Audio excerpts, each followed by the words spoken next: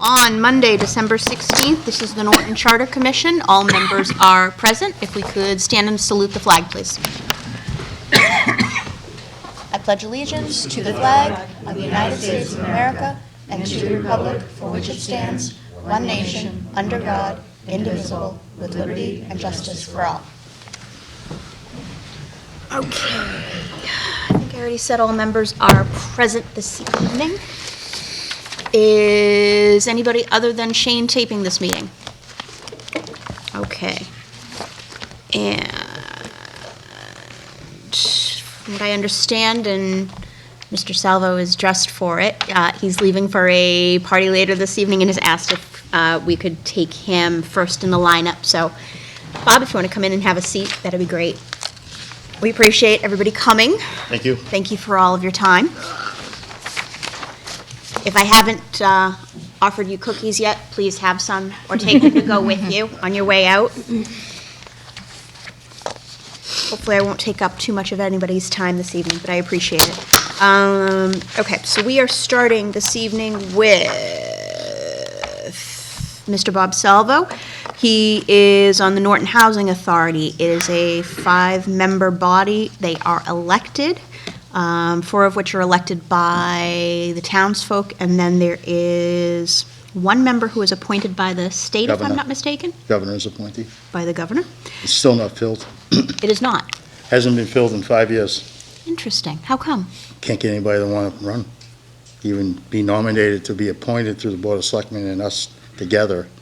We've tried numerous times to get somebody. Once you get in, you get, a letter sent to the governor, but hasn't been good.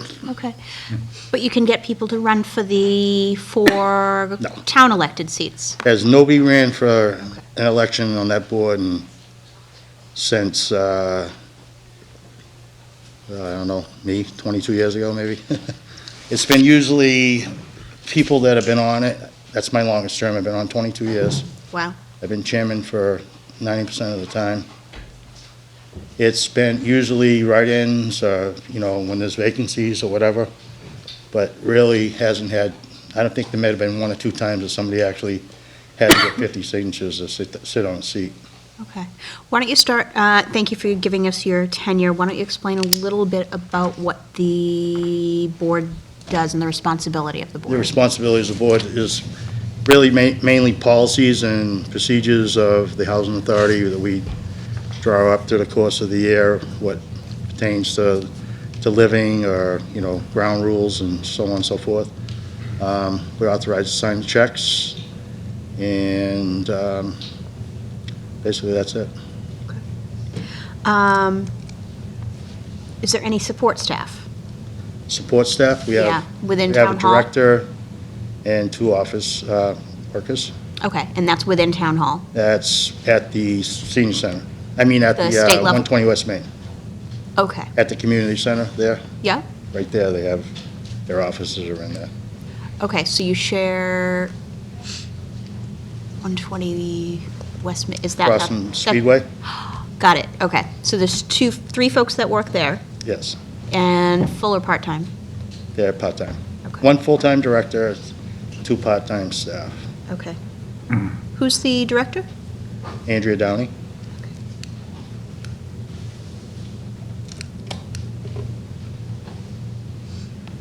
All right. One of the questions I have, I'm not sure if it's going to be specific to the Norton Housing Authority. What are your thoughts on the level of guidance and/or support you receive from the town?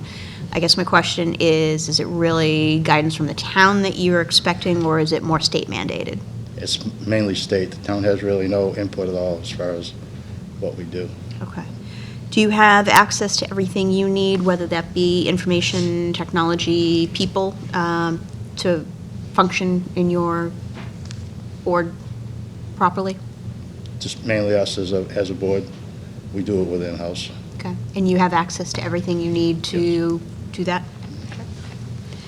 Are there any trends or changes to regulations coming down the road that you see that could potentially impact the?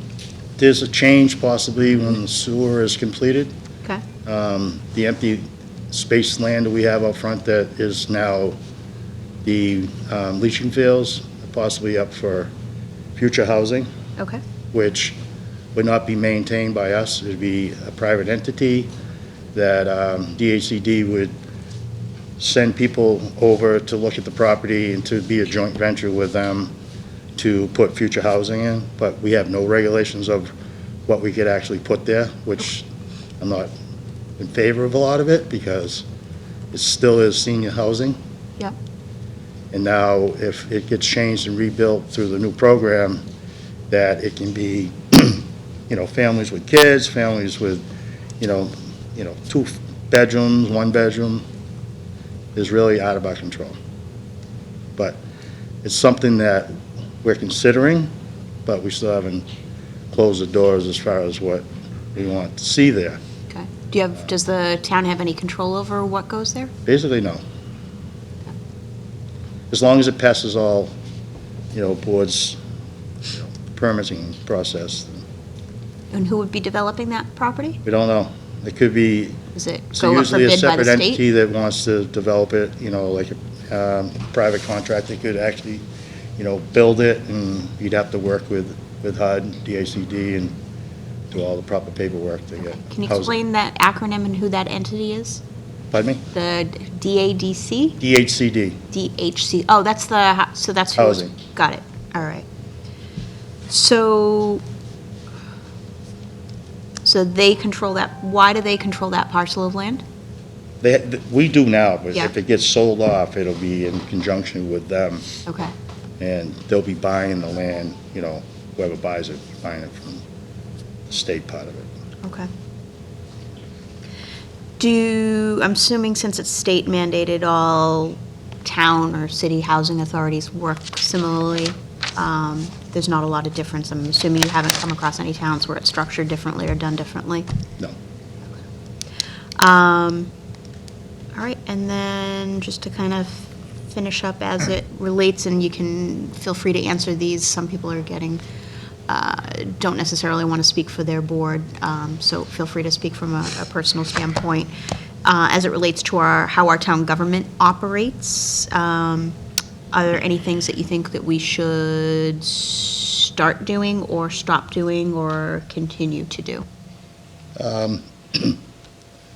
I don't see anything, I don't see any need to change anything the way it's been run for the past, I don't know, how many decades, since the 70s, I should say. I mean, the only thing that I'd like to see people run for things, and volunteer like we all do, but it's not easy unless somebody really wants to be involved with something for other reasons other than, giving up their time. It's very hard to get somebody to take a seat.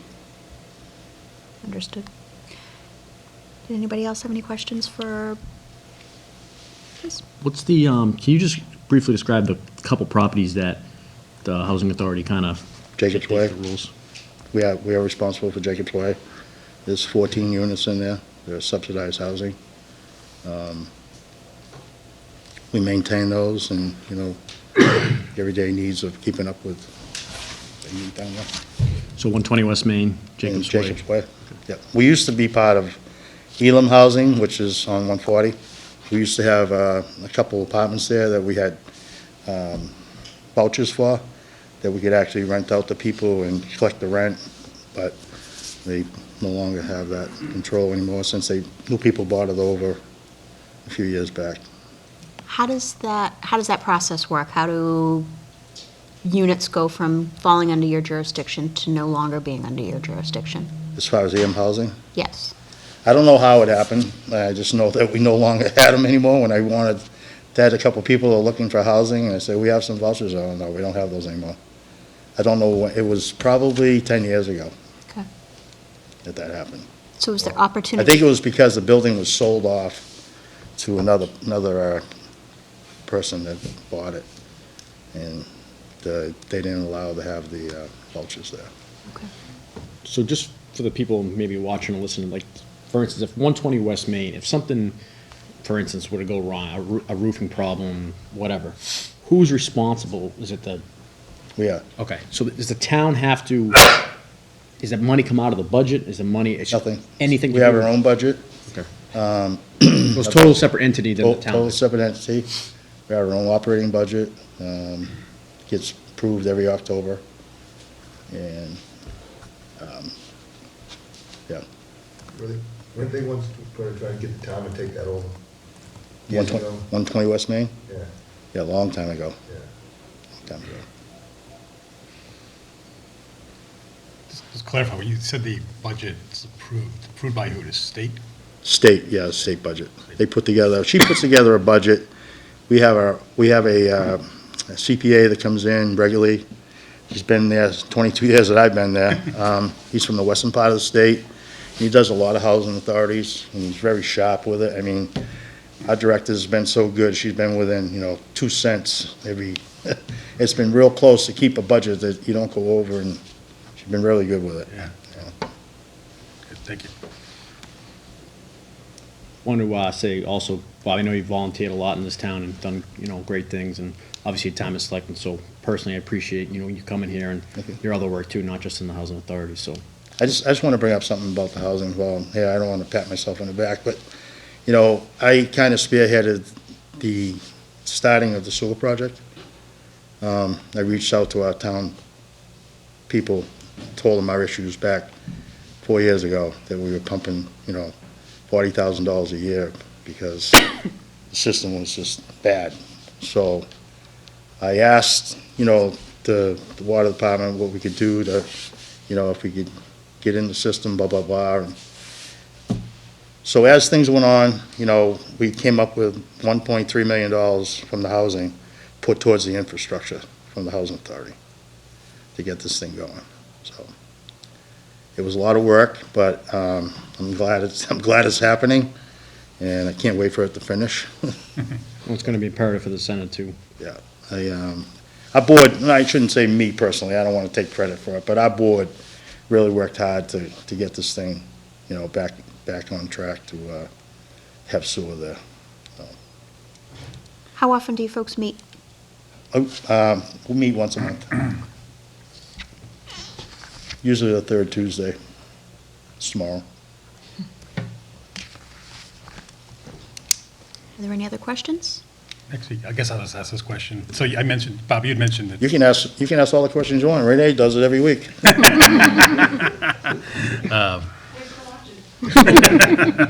No, you mentioned it's an elected board, but no one ever runs. The fact that it's elected, is that a town thing or a state thing? No, so if you're an elected official on the town side, you can be an elected official on the housing side. It's separate, total separate, so you could do both. So when you're elected to this board, you're actually only an elected state employee, a state State, official? yeah. Yeah, Yeah. I see. But it has to be elected? That's always been, yeah. It's I mean, I've seen appointed people run on a write-in and win by 4 votes. I by- mean, Right. pretty good. They didn't even know who they were until the day after the election, so. No, it's interesting though, so it's a state board. We have 2 members that live there that are on our board. Okay. It's appointed by the Board of Selectmen, I assume. Correct? If someone's not elected, you have to fill a position, it's filled by, Yeah, say like the position that's vacant right now, if we could have a joint meeting, well, I'm not on anymore, but if they could have a joint meeting with the selectmen and the housing authority, we could appoint somebody, if Gotcha. somebody wanted to take that position, absolutely. I see, right. You want to do it? Let the record show that there is a position available on the Norton Housing Authority, if anybody's interested. Any other questions? Was there anything that we didn't ask that you would like to bring up? I think you guys did a great job so far to today. I mean, all the work and hard hours that you put in for this, and hopefully a lot of positive things will come out of this. Definitely like to see, I think it's time for a change in a lot of things that you're working on, that I'm in favor of. Hopefully the council thing will be a big positive impact for the town, since the election parts of getting people out to vote are, very slim and far, unless it's something really important. But, no. Hope everything goes well. You guys all done a great job Thank you so very far. much. I don't have anything else. All right, we'll let you get to your party. Okay, Thank you Merry very much for your Christmas, time. everybody. Appreciate Have a it. safe and happy holiday. Thanks, you as well.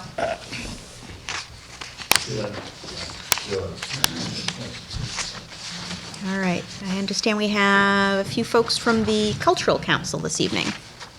Is everybody here? All right.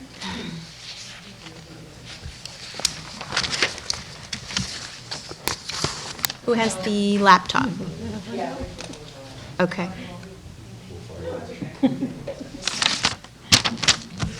Is that a Mac? Yes, it is. Okay. Shane, not gonna work? So you need a dongle. I have Oh, does she have one? HDMI Did you to come- USB-C cord, So, but I don't know if I have the right. Yeah. Why don't we have you on the podium with the laptop? Okay. So that's the HDMI cord right there underneath the microphone. you Okay. need either a coupler with what you have, or you have to go directly to the TV. Okay. Moment, I'll grab another adapter. Hold the computer. Yeah, exactly. Pass it around. Yeah.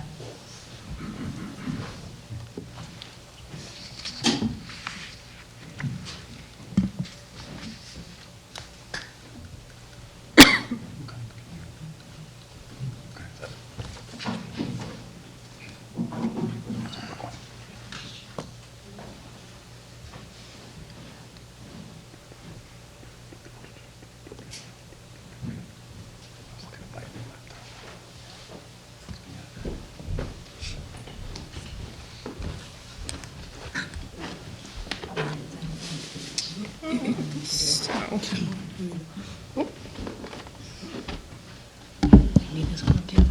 don't think so. Okay, I'm all set with thank you though.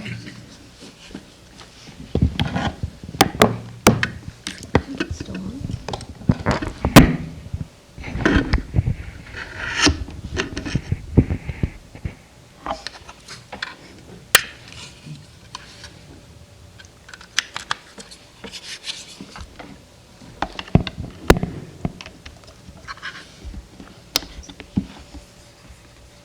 The remote should be in the footage. I was gonna say, I did turn it on. Does it turn off after a while?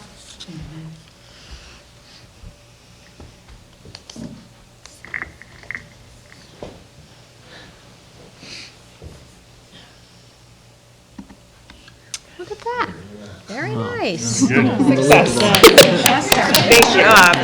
Yes, Okay. so exciting. So we have the Cultural Council. They are Board of Selectmen appointed. It looks like there's 7 positions total? There are 6 of us. 6. Okay, but Right. there We is. have up to 22, but Yeah. I saw that on the town annual report. There was 22 slots and just a few of them. So there's 6 seats that are taken currently. Yes. Okay. Thank you very much for your time. If you don't mind, if you can just introduce yourselves and just give us a idea of your tenure on the council, and then I'll let you take it away. Sure. My name is Catherine Hedden, and I was just elected chair 2 months ago, and I've been on the council for 3 months. we got her in there. We got her in there. She has the dongle, so clearly she makes chair. I'm Janet Linehan. I've been on the board. This will be my 6th year. And the way the rules work, you can do 2 terms of 3 years, and then you have to go off. So I'll be finishing up in June, a 6-year term. And I serve as the treasurer. And my name's Lori Pleasure, and same as Janet, where I'm finishing up my 6th year. My position is just called member. Okay. If you don't mind, if you can explain under whose rules there are term limits. Do you have internal The policy? Of the State Mass Cultural Council, Okay. okay. Catherine has all that in her presentation, I believe. Okay. Or some of it's in the presentation. All right. Yes.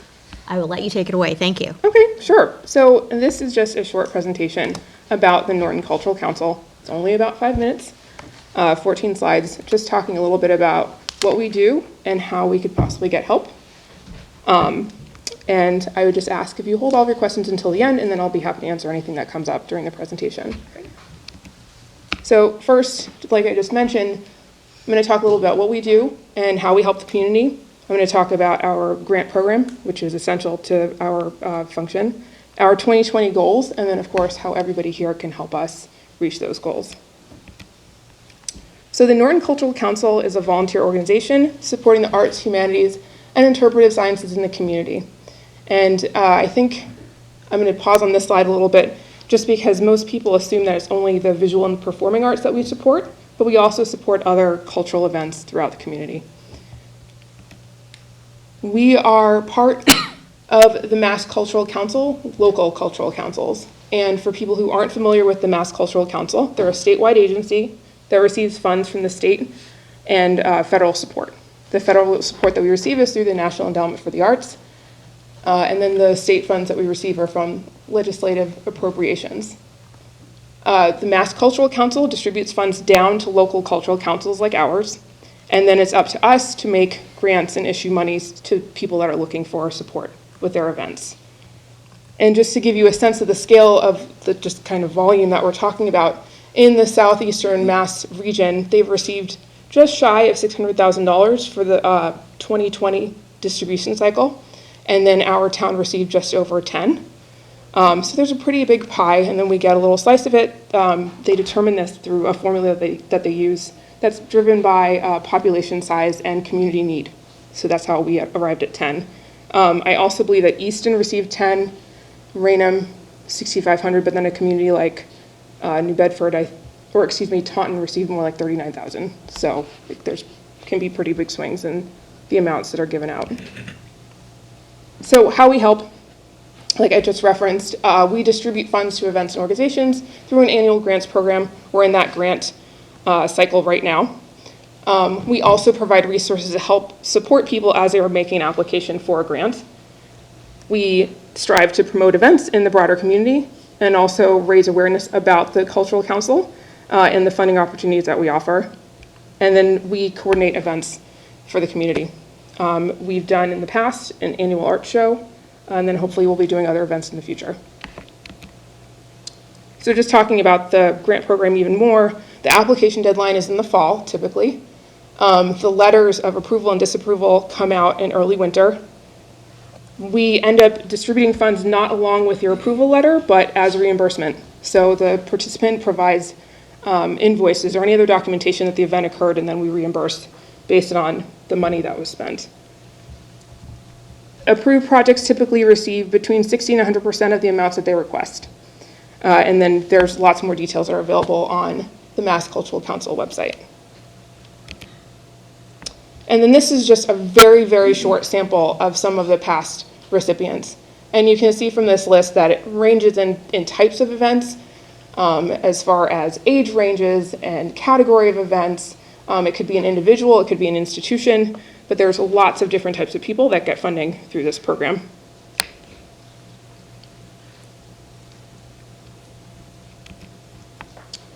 And then this is just a brief snapshot of the different age ranges that some of the applications from the 2020 grant cycle received. So you can see that it skews a little bit more towards kids and a little bit towards all ages, but there was something in there for everyone, which is great to see. And then similarly, when we're looking at events by category, it's kind of spread across from the visual and performing arts all the way through the sciences and things that the multi is for events that cover multiple categories. So why this is important. So number one reason why this is all important is because this activity helps to support our local economy. People that come into our town to spend dollars at these events tend to hang around the town even longer, go to restaurants, other events that are nearby, shop nearby. So it does help to feed money back into Norton. Of course, it's attractive to outside investors and tourism. So if we're looking to make other events, other public spaces, having events already that have a legacy here will help to attract future growth. It's been noted that people that are involved on the cultural level also tend to be involved in the community on a civic level. And then, of course, we all want to provide activities for people of all ages that are close to us here in this community, as opposed to sending people to other towns and cities to entertain themselves in their free time. And then, like we just started talking about, we are 100% volunteer operated, and it's by appointment of the Board of Selectmen. We need a minimum of 5 to operate, and we have a 22 maximum. And we have currently 6 active members, and we meet typically once a month. So we have a lot of goals for the 2020 year. We, of course, want to successfully execute our grant cycle. We want to continue to raise awareness about the programs. We would like to continue to make consistent positioning on all of the channels that we have available, so that's everything from website to social media. We wanted to do more just to document what our grant recipients are doing. So just going to events, taking video, taking photo, taking audio, and sharing that with the community at large. Also starting to do even more outreach to other town agencies and other LCCs, so then we can see what other communities are doing and how we could better activate their events, and then they can activate our events and just kind of become this connected network. It would be great if we could increase our membership and host at least one event. And then finally, we're going to start a cycle of 2020, 2021 fundraising activities. So in addition to the money that we receive from the state, we can fundraise for ourselves, for our own events, and to go back into the pool money that we give out to grant recipients. And finally, how you can help. So anything that can be done to help increase awareness of what we do in the community would be great. Also looking for any other channels for community engagement and feedback, so then we can understand from the town what people want to do event-wise here in the town.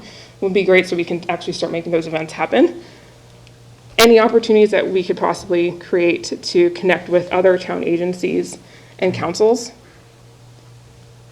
And then seeing how we could possibly integrate our goals and aims into the town's planning cycles. Continuing with member recruitment, and then finally finding additional fundraising opportunities. And that's it. Thank you. Any questions about what we do? Yes, thank you very Yes. much, appreciate it. Sure. So you said you were interested in coordinating with other town agencies. Do you currently work with, let's say, for example, Town Parks and Recreation? Not in my short 3 months there, Okay. but we might have in the past. Is there an opportunity there for, I know Sharon specifically has mentioned, she would like to be able to do some fundraising for the town.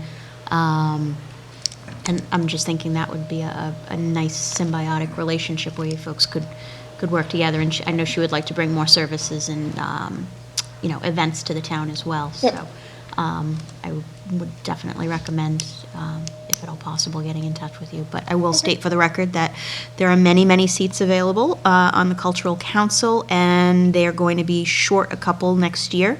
They need 5 to continue, so let me just state for the record, if anybody here or out there is interested, that there are seats, and to please contact Catherine and submit a letter to the Board of Selectmen and let them know of your availability and your desire to sit on the Cultural Council. I will just say too that Yes. we have the content up on our webpage of the town website. So Okay. that it gives information too, and contact information also. Very good, thank you. Okay, so we talked a little bit about what you've done, how often you meet. Is there any support staff on the state level, I guess? Oh, yes. At the state level, yes. Okay, I know that we have direct contact with Mina, who I think is a coordinator for the MCC. I haven't had any contact with anybody else. Yeah, they try to host events too where you can meet with other LCCs, and exchange ideas. So they host things like that. And they have an extensive website where it's got, form letters for you and, lots of ins and outs about how to help. But, and there is a contact person too if you have a Yes. specific question. So there is support there. okay. Sorry, one quick question. Do you folks all live in Norton? Yes. Okay. Is that a requirement for being on the Cultural Council here? Yes. Okay, great. So they are board selected. You have a very broad range of numbers. I'm assuming you're pretty happy with the breadth of your membership if it were Yes. fully seated. Yeah. Just more members. Right. Yes. Yeah. Understood. Do you receive guidance from the town in any way? Do they, I know we talked a little bit about coordinating with Parks and Rec, but do you receive any other? I don't think we've, Okay. other than technical support, so any questions that we have about just booking rooms and, So we have a good relationship with the library. yeah, Administrative? yes. Okay. Do you feel you have access to everything that you need to do your jobs properly, other than, obviously, you would like a few more members? So, yes and no. Okay. So part of what we do definitely becomes easier the more access that we have to other town agencies. So anything that can be put in place, if that's a quarterly meeting, if that's some other structure, where we can actually meet with members of other town agencies, that would be enormously helpful. Clearly, we can go and coordinate those meetings on our own, but any events where it's more like networking, meet and greet style, I think just makes that a little bit simpler. So far, because I haven't been there that long, like I haven't come across some of the same challenges that somebody with more tenure might have. Is there anything? I mean, the biggest issue is the membership, you know, having time to do everything we want to do, and, Yeah. being a volunteer organization, yeah. So typically, how many grants do you receive in a year? We've had 37 applicants the last 2 years. Okay. Is that considered a lot? That's quite a lot. Okay. Yes, for the amount of money that they asked for. The Yes. amount of money that we're allowed to grant. Yes. We had a few left over last year that didn't get reimbursed, so we turned that money back in, and we have to grant that in addition to what they give us Okay. in this year. Okay. Do you coordinate with other towns and do coordinated efforts We or have. events? We haven't yet, Okay. but that's something that we're Yeah. hopefully going to start doing this year. Okay. Are there any other towns where things are structured a little bit differently, or is it all kind of state mandated? Pretty much state mandated, I would They say. have to follow the state Okay. guidelines, but some towns definitely have more members. Yes. And, you know, Yeah. Yes, and operate differently. So for a sense of scale, there are some LCCs that are almost 100% fundraising driven and receive very little money from the state. Okay. So and they can have like tens of thousands, over $50,000 on available. So they're doing something clearly very different strategically. Okay. And now it's just a matter of figuring out what they're doing. Okay. So your intent is to Yeah. pick their brains? To Yeah. ferret that out, yes. Very much so. It's a good plan. Yes. yeah, I mean, we certainly have a relationship with the library just because a lot of the grant recipients use the library as a venue. Yep. And we have also had one conversation, I think, with the Historical Society, just, again, trying to, you know, come up with what connections we can make with the town. Okay. Questions about the Cultural Council specifically? I had a general question. I was trying to figure out where the council sits, I guess, structurally within the town. So what I mean by that is, are you like a separate entity, like a 501c, or? So when you collect money from your fundraising, does the money go to the town, like into a We town? haven't budget? done that yet. Yeah. We have not done that yet. Oh, okay. It's just the state money that we receive that we've been They spending. disperse it. Yeah, and that money just goes right to the artist or the musician Oh, I see, you don't use it. Yeah. I see. Okay, And the town accountant helps with all that. I see, okay. So He has a separate account that the money Yeah. has to be in. or, we do have to file all those Okay. reports, yeah. That's Okay. the state has that all strictly written out too, what kind of reports you have to file, and you would know more about Yes, that. there's a lot of reports. So you would consider the really only town staff you have is the accountant? Basically, yes. Yeah. Accountant's office, yes. Okay. And again, I understand you live in town, and you may not want to speak for the entire board, just from a personal level is absolutely fine. If you have any thoughts on the way our town government operates, things that you think we should start doing, stop doing, or continue doing, would be appreciated. I think we should continue doing what we've been doing, but that's my personal opinion. Okay. I don't know, you know, it just would be nice to see the arts being integrated as much as possible.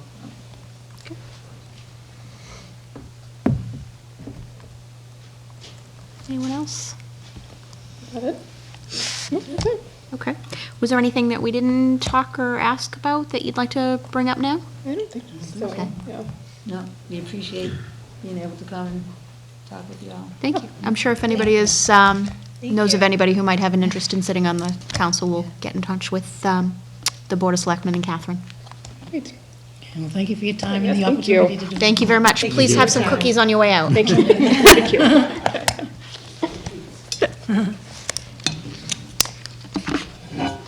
Thank you very much for your time. Happy holidays. Thank you, thank you. Take two. Yeah, they're small. And there's a little baggie there if you just want to. One from the other. All right.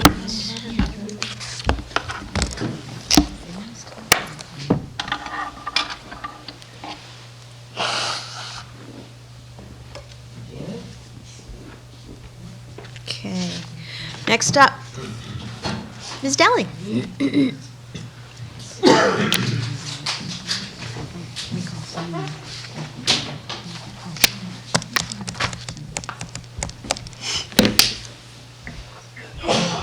Bless you.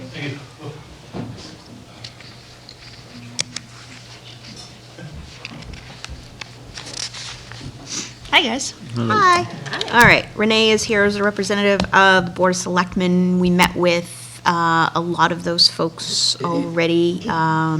And so the questions, I actually went back and pulled the questions that we had run by the original set, just so we had some consistency in what we were asking. I've tailored them to some extent. Am I here for just that or both that and the IDC? We have you just on the agenda as the Board of Selectmen, but if you want to put in a plug for the IDC, I have no issue with that either, so. Okay. Or if you want to, I'm assuming your opinion represents both boards that you're on. It may. Okay. So Renee is here in May not her represent capacity either. as a select person. They are 5 members, they are elected. And why don't we just run through, so let's just focus this right now from the purposes of the Board of Selectmen, because that's how I've tailored these specific questions, if you don't mind. Are there boards that you appoint that you feel should be elected and vice versa? So I think, really regardless of whether they're appointed or elected, I mean, it seems like a theme, right, with, I'm sure everybody that's been in front of you, that we don't have enough volunteers, right? It's a lot to do. I mean, most of the people I think that I know that are on at least one board, you're probably on 2 or 3 as well. So when I look at that, I think less about whether or not it's elected or appointed and more about how do we look for some solutions where, you know, we leverage what we have, but we reduce other areas that we don't need or might be duplicative. It's just, you know, it's interesting because I mean, the conversations are, you know, oh, how many meetings do you have this week, right? Like I have 3 this week, all in a row. And so when you think about that for people who have full-time jobs, have families, have other commitments, like it's very difficult. So how do you go out and ask? And I mean, and I will represent the IDC, right? We were short members for the IDC, and it took us a really long time to find people. And plug, we still do have an alternate position available, you know. But the question is from everyone. I mean, I spoke with somebody the other day who's interested in town government, and the first question is you know, what's the commitment time? Like, how much do you actually spend? Somebody asked me today, they're like, you know, did you think that you would be doing this much work when you were running in the election? And no, I didn't. You know, and a lot of it is, it's late at night, it's meeting with people. I mean, Denise and I met the other night for a couple hours, you know, with kids running around just to work on some things for the IDC. And you have to get things done because regardless of what happens in here, like I think you guys probably have the best forum to come in and, you know, have an opportunity to talk to people and just talk to them. Like everybody, you know, when we have a Board of Selectmen meeting, we're running through, doing appointments, having very little information. But you're up against the same challenge, right? Like you have a lot of work in front of you, a little bit of time, And how do you do that with other commitments? And then how do you make that actually a sellable point for other people? To say, hey, do you want to do this? It's pretty much a thankless job, but, you know, we want you involved. All right, piggybacking off of something you said, are there boards, commissions, committees that you think are duplicative? I do, and you know, I have to tell you, I wish when I took the seat at the Board of Selectmen that it came with, you know, some sort of nice manual that kind of outlined everything for you, as opposed to going to a website to see what lists or what committees or groups are there, and some were missing. So you don't know, I mean, it literally is digging through tons and tons of information to figure out what are we responsible for. I've asked several times, like I think from my first meeting, to have the chair of each board come in front of us so we could talk about what are the challenges, what do they do, to really understand, like, are there areas where we can kind of merge some groups together? You know, I don't know if the, you know, cultural council would fit, but like Parks and Rec, I mean, there's a lot of things that they do that maybe collectively would be an easier lift for everybody around, not necessarily saying change any of the structures.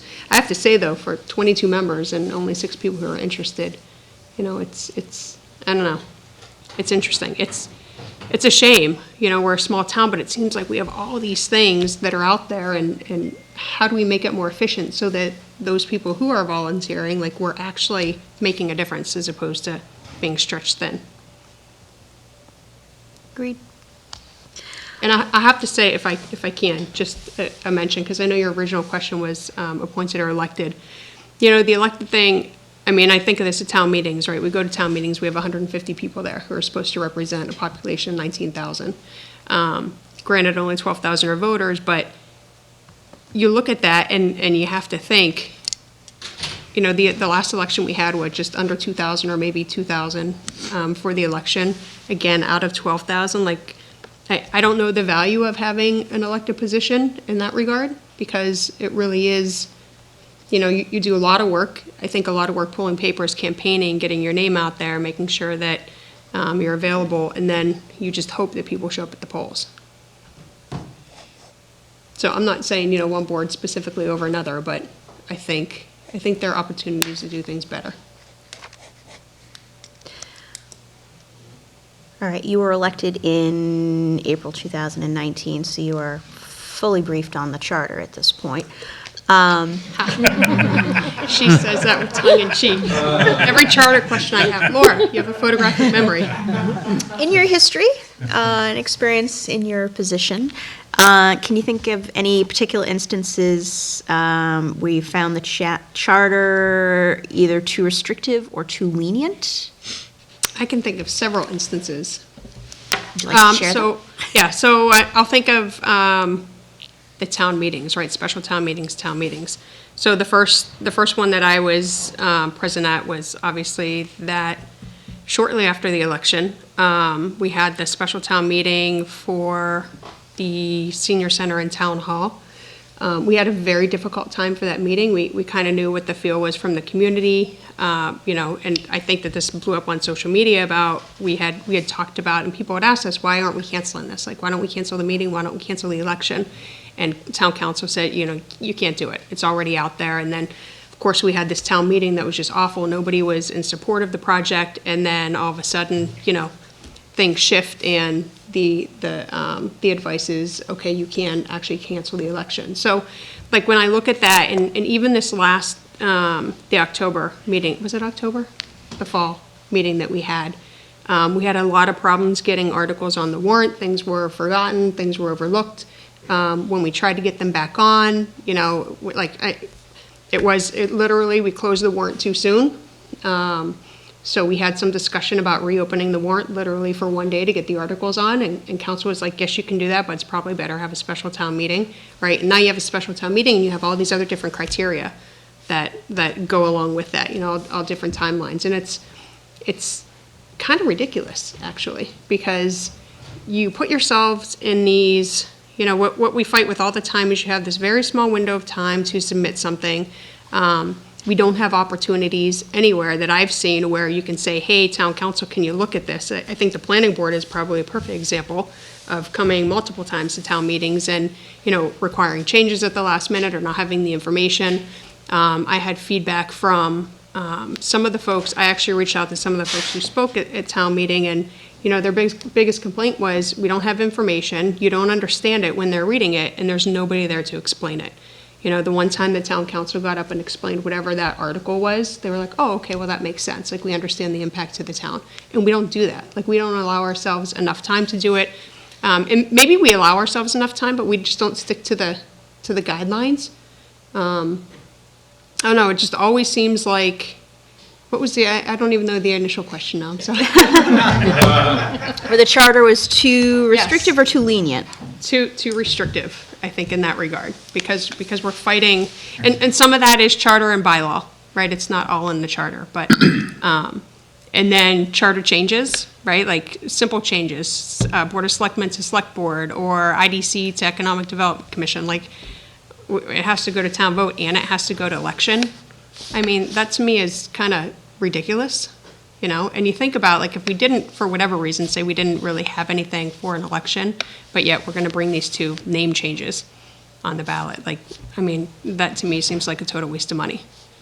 So things like that, I think it's too restrictive, and it just doesn't allow us to, I'll use an example of when we talked about charter changes at one of the Board of Selectmen meetings. They said we couldn't do a charter change for 10 years, right? It had to be on whatever the year ending in a 0, and that's when we can do it. And I'm like, you can't tell me that we haven't changed a charter in a decade, and that's not the case. We can do it, but those are things like, you see this charter, and all of a sudden it's like this gospel that we can't modify, and we can't make sure that it's actually going to serve the community and not really hinder us.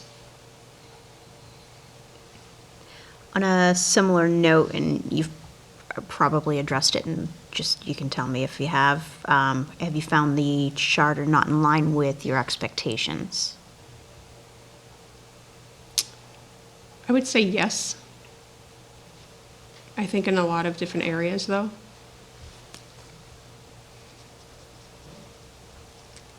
Care to You want me to elaborate? Yeah. It's hard because and I hate to say this, but I really feel like we're so reactive. And I mean, I feel like since taking the seat in April, it's been fire drill after fire drill. And literally we try to get information, we can't get information.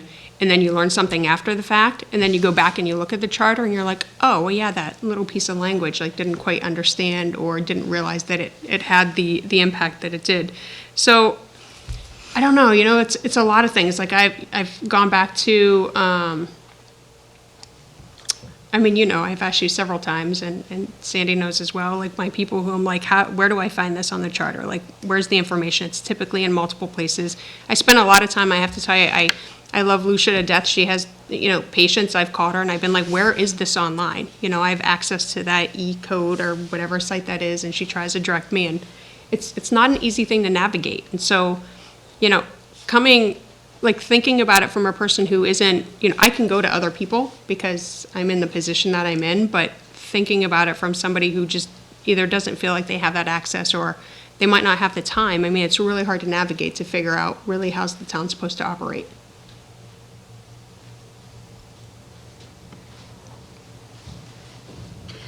What are your thoughts on the way the board works with department staff?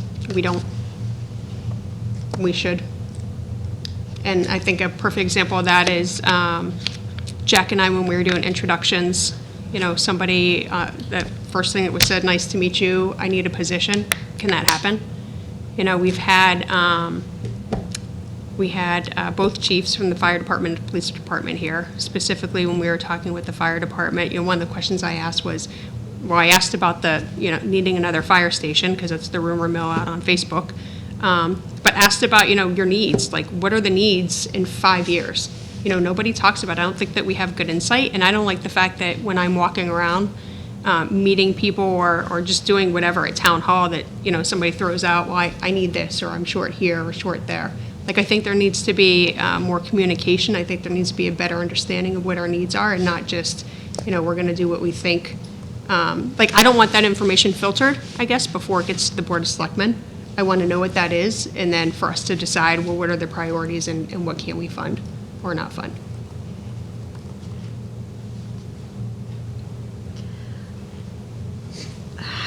What are your feelings on the level of checks and balances between the Board of Selectmen and the town manager?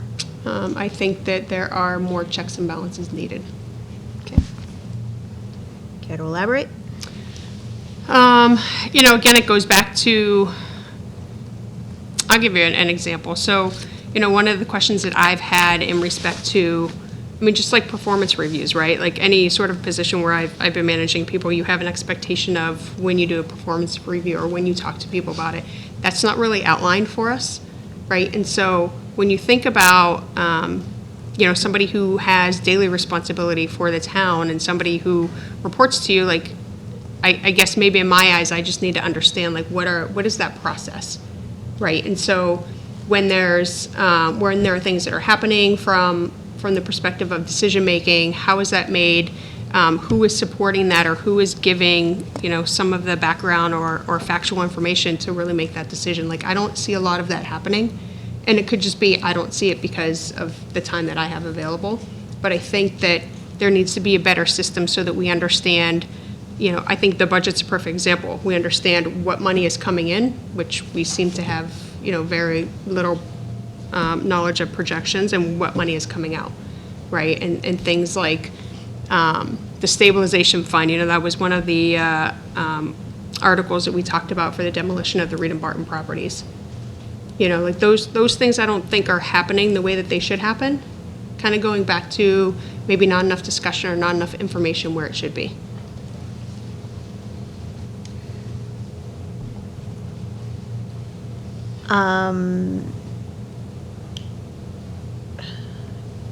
Do you have any feelings on areas where you wish you had more authority on a process or a function or an area? I don't know that authority is the right word. I think maybe collaboration is better. Okay. I really would like to see, folks representing what they're doing in the town or what they want in the town. We had the Water Bodies Commission come before us recently, and they had a couple of asks. And, one of the things that they had presented, we had some questions on and really just asked for, well, give us your recommendation. I want people to feel comfortable or empowered that when they're in these groups and these commissions, that if they have great ideas or they want to do something or make a change, that they can come, especially for a board that's supported by the Board of Selectmen, that they can come make a recommendation and get the support that they need. Right, and I don't see that happening, so I think I'd again, it's less about authority and more about collaboration.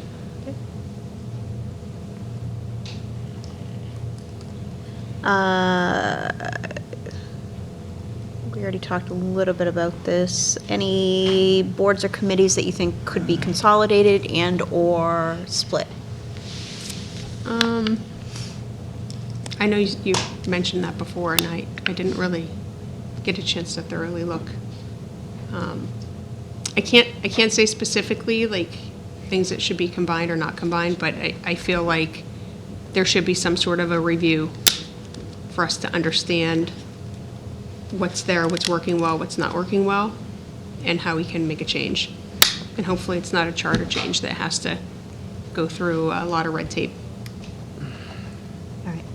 It goes without saying, if, you leave here and you say, oh, I forgot to talk to them about this, you can just follow up with an email to us. Okay.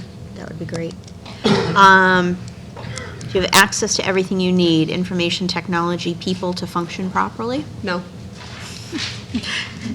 We have almost care to no, elaborate? We have almost no information. Things that we get for our meetings are typically given the day of or the night before. So we'll get, 90, 100-page documents or one document that says file scan, like the other 1,000 that I get. I don't understand. I don't know if anybody gets electronic documents from Town Hall, but they all come back saying file scanner or whatever with some number on it, and nothing's an actual file name. So trying to find something is absurd. And then trying to find it electronically later is from other people is just as difficult. Like, I don't know if it's some sort of archaic process that we have, that we can't take a PDF and just email it versus having to send it to a scanner and then send it out, but, you know, trying to find information in a haystack, you know, it's like, it is the needle in the haystack. We constantly ask for information at our meetings. Information, I mean, even, you know, when, I don't know if anybody watched the meeting that we had where we discussed the tax rate. I mean, if you didn't watch it, get some popcorn, grab a beer, a good meeting.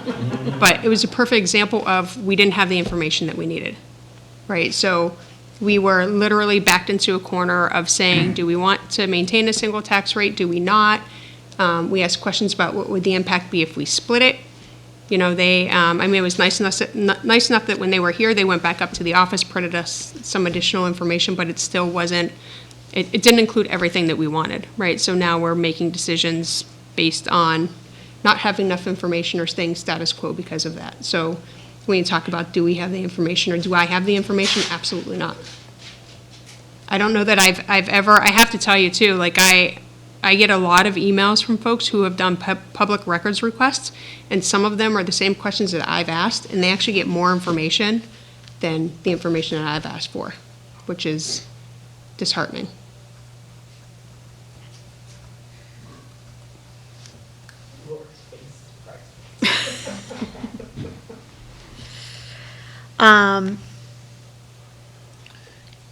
Yes. I guess I Jump just wanna in. ask a question. Jump in. I'll forget if I don't ask now. So, using that example of the meeting regarding the tax rates, and potentially changing them.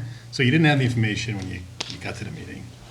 You asked for more information, you got some additional, but still not enough. Is that a function of the board not being, like, the department presenting, did they realize that you would have those types of questions?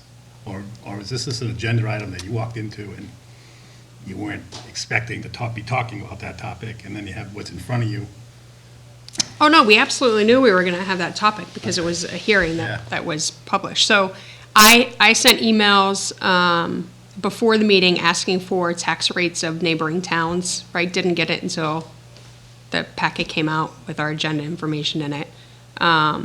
You know, we had something on the IDC that was given to us, and that's actually why I asked for it.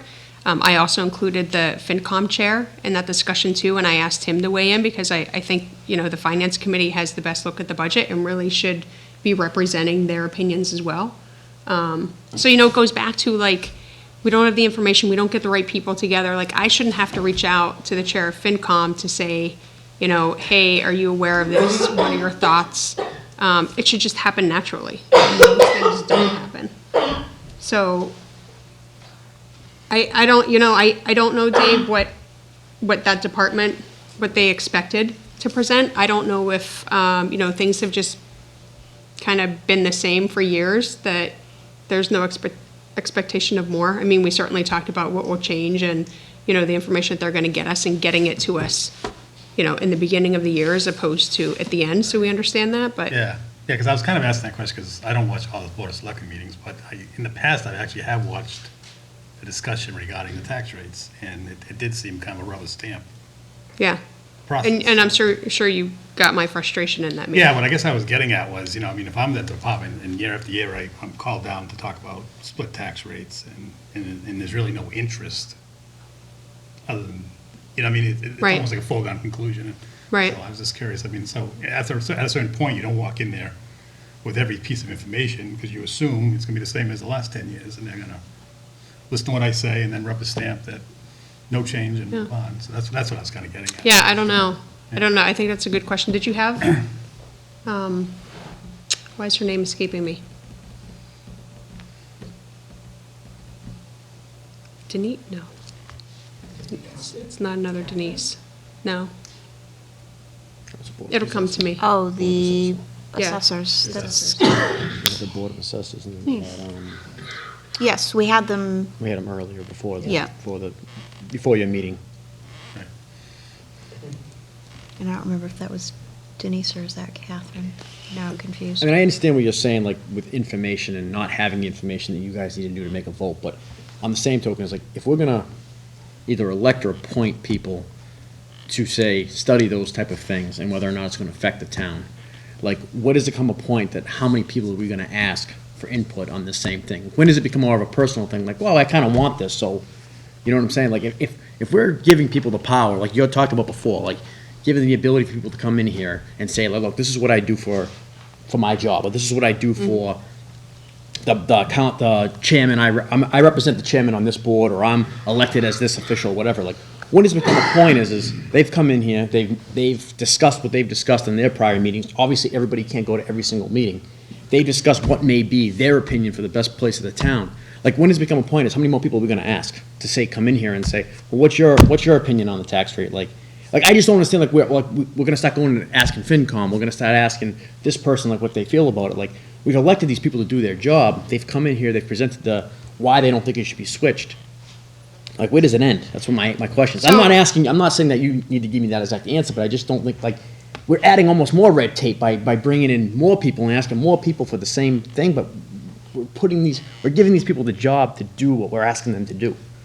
Like, when do we start trusting them and saying, okay, this may be the best position for the town?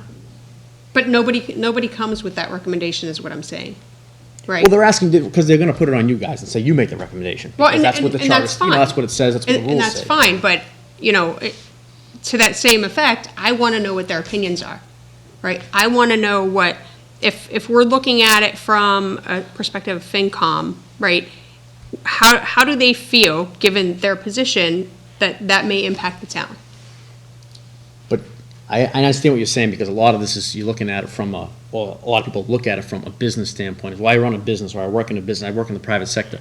This is politics. So a lot of people aren't gonna be comfortable coming here saying, well, this is what you should do, because they don't wanna be called in the carpet, they have to maybe get it reelected. People aren't comfortable doing that. So how do you change that? Like, what's your... mindset? Yeah, would you like to see to have that exact thing happen, where someone comes in here and says, listen, this is what's going on, just for example, the tax rate. This is what's going on, this is why we should or shouldn't do it, and give you the, like, how do you change that mindset? Where instead they come in here and say, this is what we have, here you go, make a decision.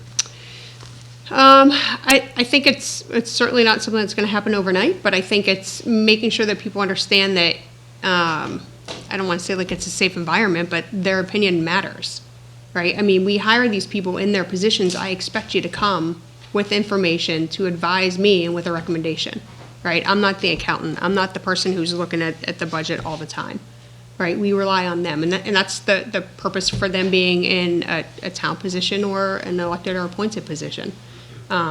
You know, but I also understand too, specifically on the elected and appointed positions, that many of us have zero experience in whatever it is we're doing. I mean, I remember even talking about the planning board. You know, it was somebody asked me if I was interested, and they're like, you know, you don't. I'm like, I don't know anything about being on a planning board, and it's like, you don't have to know everything. You have to come with an open mind and evaluate the situation, right? But to a certain extent, that can't be the case in every group, because you need somebody with some sort of subject matter expertise. And so specifically when a department comes in front of us, I expect them to have that information and to be confident in what they're saying and give us a recommendation. But you see something like that as maybe, and again, this is probably for a different time, but still, if for some examples of tax rate, do you see maybe that the selectmen shouldn't be the one making that ultimate decision? Because if you guys don't have the expertise in that, and you're asking for information, and it's probably most likely impossible to gather as much information to make the right decision, when does it become a better thing to say, let them make the decision? They're the ones that were elected there, that's the ones that are appointed there, they're the one maybe hired there. Why should they not be making the decision? Why should they be having to report all the information to the selectmen, who may or may not, depending on how much research they've given, how much information they've been given, and how much time they've spent working on it, are the ones making it? So is it an overreach of power on the selectmen to say, okay, we'll make that decision for the town? Well, I mean, I think that decision is sitting with the selectmen, so I don't know how it got there. I mean, I can tell you I said the same thing for, we approve liquor licenses, or, some of the some of the one-day permits, right? It's the same thing. It goes through the fire department, goes through the police department. Why does it have to come to us, right? It's vetted in these groups. And I actually said that at one of the last meetings. Why don't we give somebody else the power to do this? I mean, you want to talk about consolidation of power, and you said in the beginning, like, being able the person to come in here and feel comfortable saying, this is what needs to be done. But we're not doing that. We're allowing, whether it's right or wrong, in some situations it's probably right, but allowing selectmen to make decisions on, for instance, the fire station. If someone's going to make a decision from the fire chief to say, we need this station open, or we can't afford to open it, when should the decision rest with him and be done with it? You know what I mean? It does rest with him. But what I'm saying is you're coming into selectmen and now you're gonna say, well, explain to me what it is. Well, I'm gonna explain to you as much as I possibly can in the hour and a half meeting we have, but again, you're not getting enough information. So, I'm just an example, but Yeah. there's certain things that you guys are making rulings on that you guys don't have maybe the expertise in having. So, where does it stop, you know what I mean?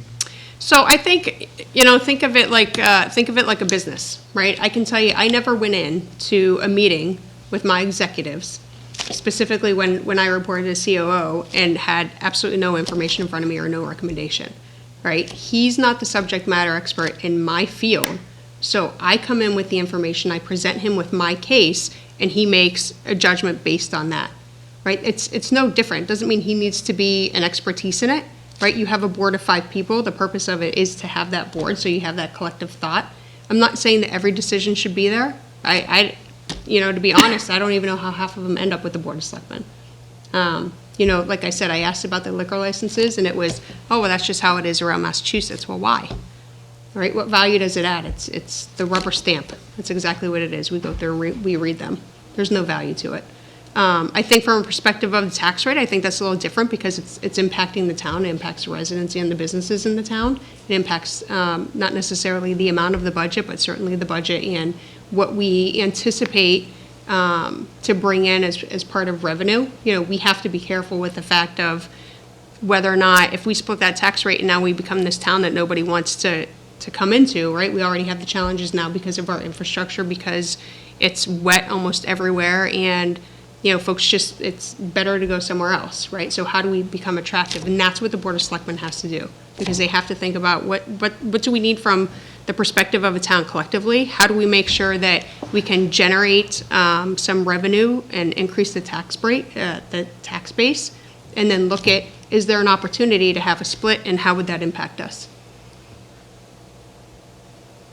To follow up, Yeah. it sounds like a bigger issue in the town meeting with this is more the time, the fact that maybe they don't come with all the information you ask, right? Because they don't know all the information that you're going to ask for. But then you should be able to have another meeting. Right. Time to have another meeting to then follow up with more information that you're looking for, to ask further questions, to digest the information that you're getting. It's all the decisions that you're forced into making that meeting, because we don't have time to make it. We can't wait to make this decision. Is that kind of the bigger issue with? I think that's a bigger issue. I think the other issue is too, which we found now, again, it seems like, we learn as we go. Like in that particular instance, there have been several towns who were presented with information on the tax rate, and they asked for more information. They didn't vote on it, and they regrouped a week later, right? But for some reason, when we had that same discussion, it was, well, we have to put the hearing out. It needs to go out, 21 days beforehand, and then we need to get things to the printer by the 15th, so we don't have time. So I don't think that we know really what we're doing, because that would have been the perfect solution to say, okay, let's stop. This is the information we want. We want to understand how it's going to impact, local businesses here, the smaller businesses, not this average that's completely skewed because of a larger business in town. And then we get that information 3 days later, and then a week later we come back and we make a decision. But it kind of goes back to the, oh, well, we can't cancel an election. Oh, well, guess what? We can cancel it. We learn it's all reactive. We don't have the information that we need to, not only make a good decision, but understand really what the process is.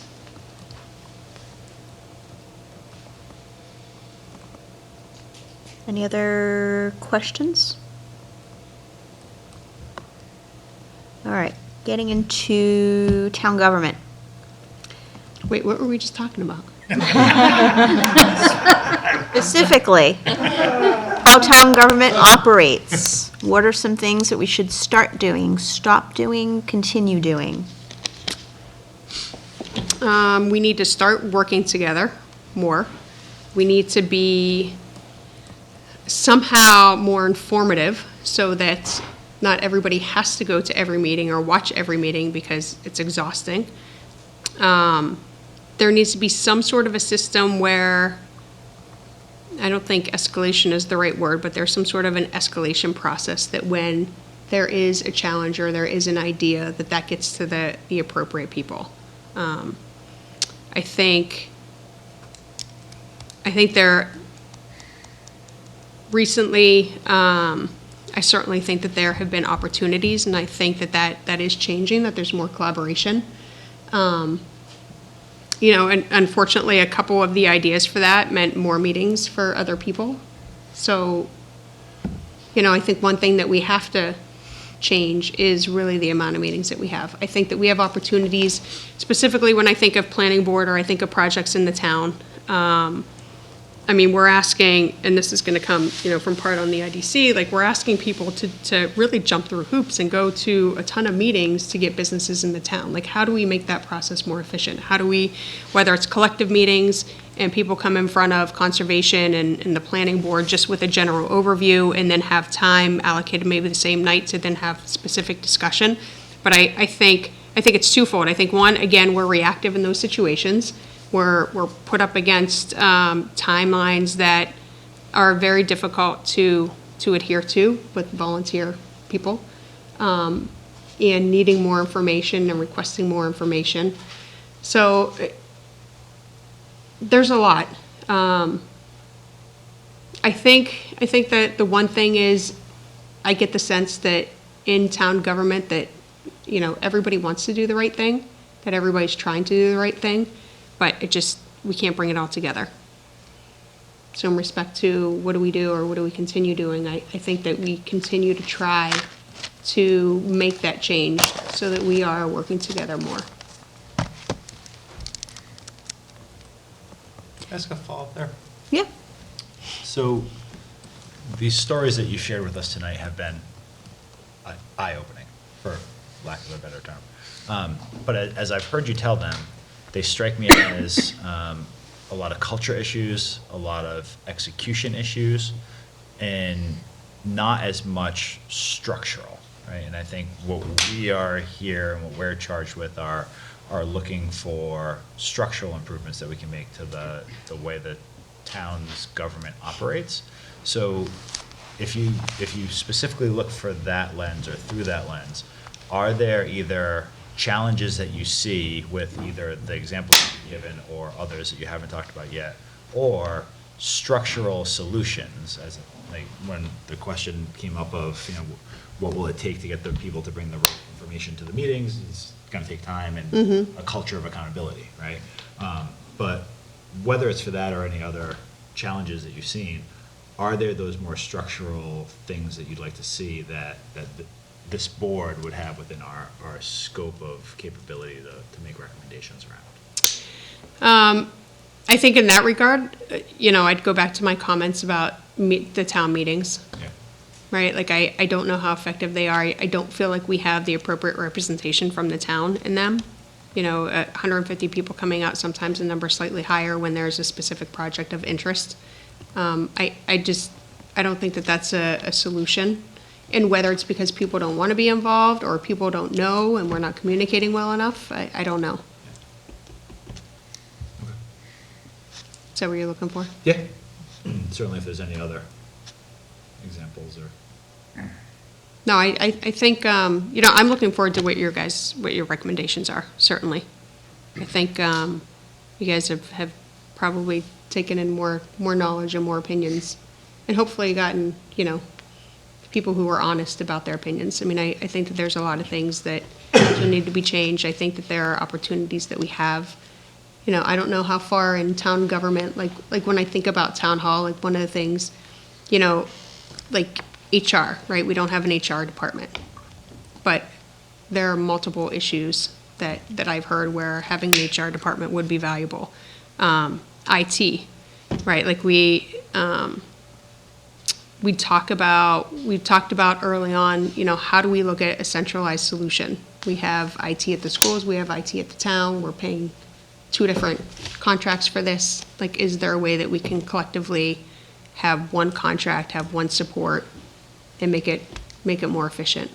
You know, it goes back to, if you want to think, I guess, from a Board of Selectmen position on appointments, right? Again, we have people who come in and we're asked to approve appointments of different positions, right? There have been a couple that I haven't supported, and not because I didn't feel that the position was needed, but because, again, I didn't feel like there was enough information. You know, and I thought of that just because of the IT. You know, that was the latest one that was brought to us, and I had some questions, and the questions couldn't be answered. You know, I think that process, whether it needs to be more defined and maybe it turns into more of an interview process by the board, that it would probably be more efficient. And we'd be comfortable with competencies and skill sets of people who were appointed in different positions. So if you was talking about the town meeting maybe not being the most efficient thing for us to be. So that being said, do you have an idea of what you'd like to see if it wasn't a town meeting? Or you just don't think the town meeting is working and? I would say that you guys are in the best position to make a recommendation for that. Do you have any thoughts or you just? No, I mean, like I said, I haven't done enough research to see how other towns, especially when they've changed from a town meeting to some other form of government, how the impacts have been. I don't know of towns specifically that are similar in our size have handled that, or if they have. You know, I feel like the town is too big to be at a town meeting, but maybe too small to be run by a mayor, I guess is probably the best I can give you. Somewhere in between, does that help? Come to me with a recommendation. Any other questions? Is there anything we didn't ask you about that you wanted to bring up? I don't know. I don't think so. I'm sure I can talk all night. Throw me another cookie. Have a cookie. No, I think All right, we're good. thank you very Thank you, much guys. for your time. I appreciate Appreciate it. If there's anything you come up with afterwards, you know where to find us. Okay, that sounds great. And thank you guys again for doing this. I know the time and energy involved in it, and I really am looking forward to seeing what you guys come up with. Thank you. Thanks. Thank you. Take some cookies for the kids. What's that? It's unacceptable. Not driving yet. Okay. She can walk. All right. Mr. Siegel, how are you? Okay. We're a party of one tonight? Yes, I found that out at 5 o'clock this afternoon. I am sorry. That's okay. We're glad to have you, though. I'm happy to be here. Great, thank you. We do appreciate your time, and we understand we've tried to schedule this a couple of times, so we're glad we got you in as we're winding down the interviewing process, so thank you. This is Mr. Oren Siegel. He represents this evening the Planning Board. It is a 7-member body. It is elected. Stephen Hornsby, I believe, is the chair. Correct. Why don't you just give us obviously I just introduced you, but your tenure of the board, give us a brief explanation of the responsibility of the board and how often you meet. Okay. I was originally appointed to the board for a vacancy, which happened last year, and then I ran for a position, so I was duly elected in April. So I've been on the board for about a year and a half at this point. The board is a 7-member board elected. We meet ideally twice a month, but that has evolved as the need arises. There is a director of planning, as well as there's an assistant and associate that he works with. The planning board, basically, the board itself hears site plan approval, special permits. We advise the town on amendments, zoning amendments. We review zoning amendments. There's subdivision control we're responsible for. So all those things come to us, in addition to which the director, and he's not here himself, but I believe there's functions that he serves in terms of moving forward, such as the master plan and the village center project, which comes out of that department so much more so than the planning board itself in terms of working for it. So as that evolves, and it will eventually become bylaw amendments, it will come before the board for actual approvals. We certainly support that effort. We're advised of it from time to time, but we're not the moving force as much as the department itself is really has the focus of doing that. They also, that department also sometimes generates initiations of certain bylaw changes. Oops. That in the past, the last ones that came up, I believe the director and the building inspector worked through some bylaw changes that we didn't review. They went to the selectmen. The selectmen said they wanted to go forward with it. It went on the warrant. It came to the planning board as a process of the warrant approval. And that was a process, one of the things we've been running into problems with. We get these bylaw approvals, amendments, with not much time to go through them. We have to have a public hearing. We don't have enough time to really, especially if they're very technical, to get really peer reviewed on them, to really give input on it, because we haven't really been involved in the process earlier on. So it's not like someone's come before us and saying, we want to do this type of an amendment, give us some guidelines as to what you're looking for, what they're doing. We don't seem to be getting that. We get it 2 weeks before the time it has to be published, and we have a meeting, and then we have to squeeze in another meeting, and that's why we've been running into problems, because they come by and we just feel it's appropriate for amendment, whether they should be withdrawn. In many cases, they probably should have been withdrawn.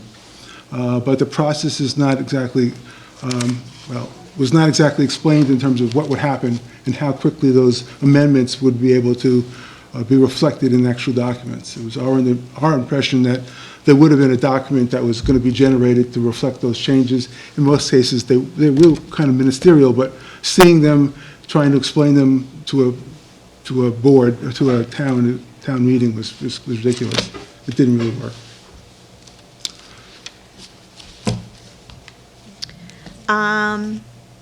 Thinking about how the members are chosen, being elected, do you think that is the best process? Would you prefer it be appointed?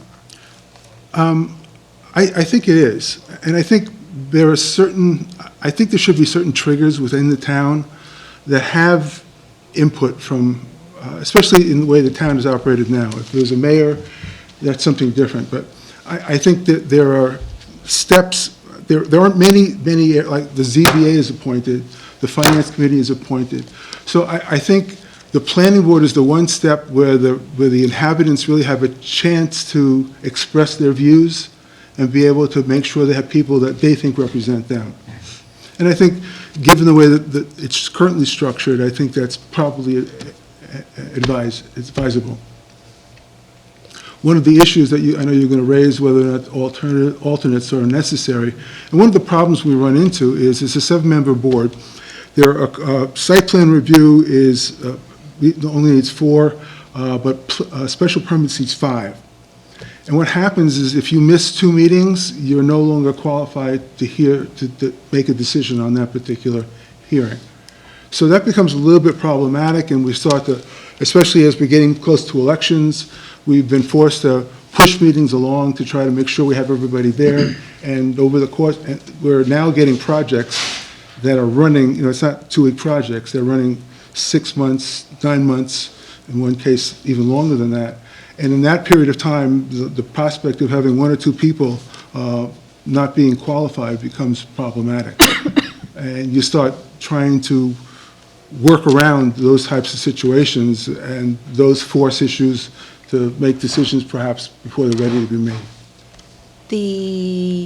With regards to having missed 2 meetings and not being able to vote on a special permit, is that an internal policy specific to the planning board? Who has established that? I believe it's that's required. It's not a bylaw requirement.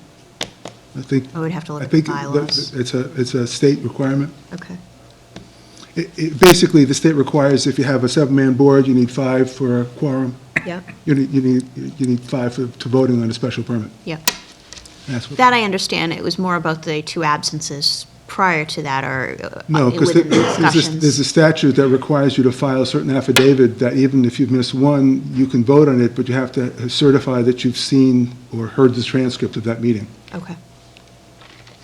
Can I ask a follow-up question Sure. about the election issue? Yeah. Would it be helpful, because town council came and spoke with us and suggested changing the start of the term? So rather than your term starting as soon as election's over, moving it to June, July, would that help at all with that time crunch, or would it still be then? No, because projects come in throughout the year. Okay. So it's not something that starts at the beginning of the year. Right. So we can get a project anytime. Right. And certain projects run a lot longer. We've had some, and then they're appealed, they come back, and then you have turnover in people. You know, there is a staggering of personnel on the board, so usually there's a 2 to 3 person change every year. But that becomes, if you're in the middle of a contested proceedings and you lose 2 people, becomes a little more of a problem.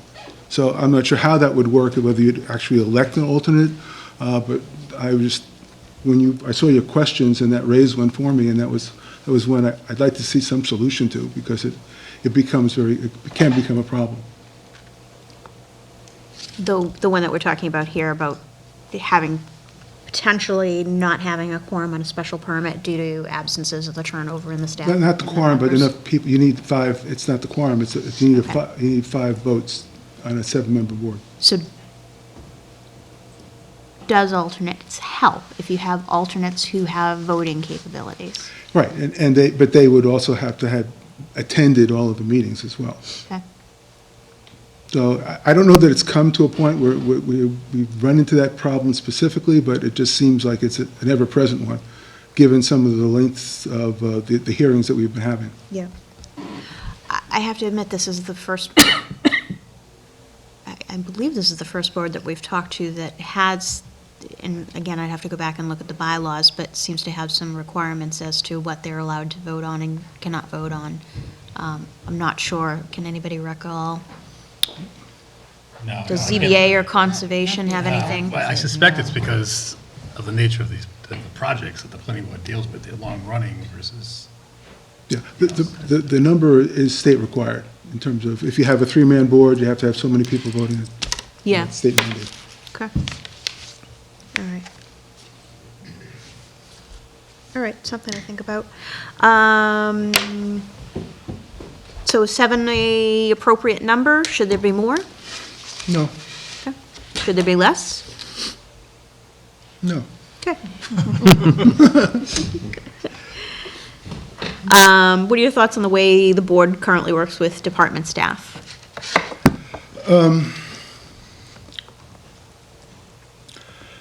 I think I was listening to what Renee was talking about, and one of the things that, when I signed up for the board, and I think a lot of the people, I'm retired, but most of the people on this board and many of the other boards are still working.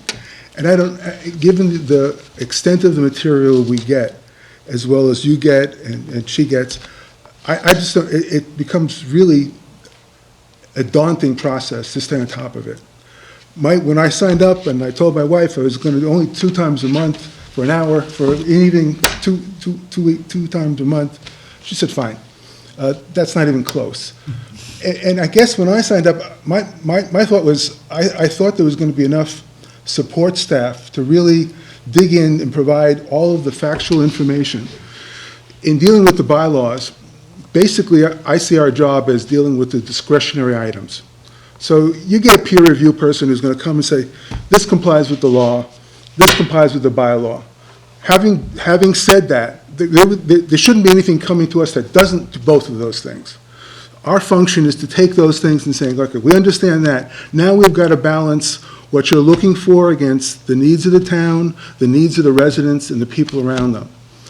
And if, in fact, there was enough support staff, and I'm not saying ours is, I think that's true with all the boards, for them to really go back and be the fact finders and be coming in with all the information and basically saying, this complies, this doesn't. The issue for you is really just determining the discretionary area. Is this a good thing or a bad thing? That's one thing, but I think we're finding ourselves having to dig into more facts and to keep pursuing those facts to try to get to the detail. We're spending a lot of time understanding the detail and not getting getting back to what the discretion is. And I think Fuller staff can help in doing that. I mean, they should be coming back and they should be saying, we shouldn't be seeing something that doesn't comply with the bylaws. We shouldn't be seeing something that doesn't comply with state laws. I mean, those things should be addressed. And we're coming to the point of saying, okay, now that's why I think an elected board is appropriate, because we're representing the people in the community. And we've got to evaluate and weigh their rights against collective rights, the rights of the other people in the town, the rights of business, and the rights of the abutters in making that decision.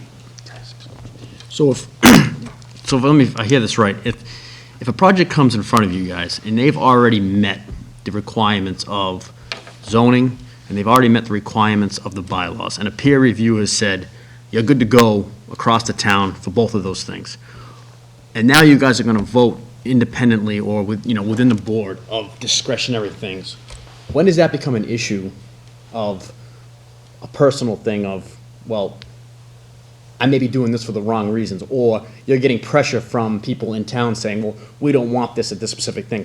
What I'm seeing is we have certain bylaws written.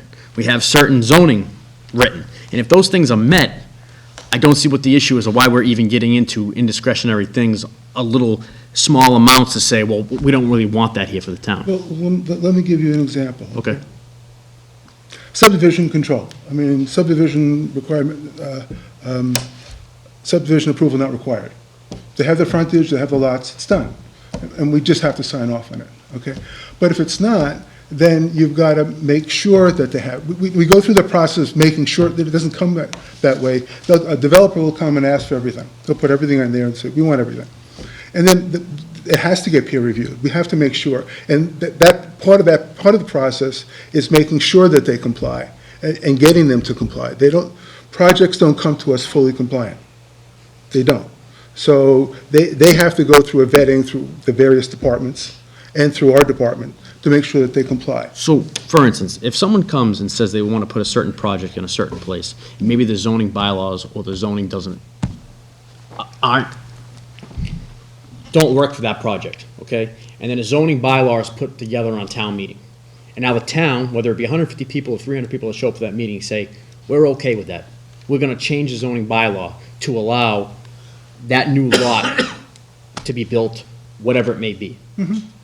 Now that they have met those requirements of the zoning bylaws, and they have met the requirements of what the zoning says in town, I don't see what the issue here is, and now we're gonna what? Now Let me give you an example. re-critique? Let me give you an example. Okay.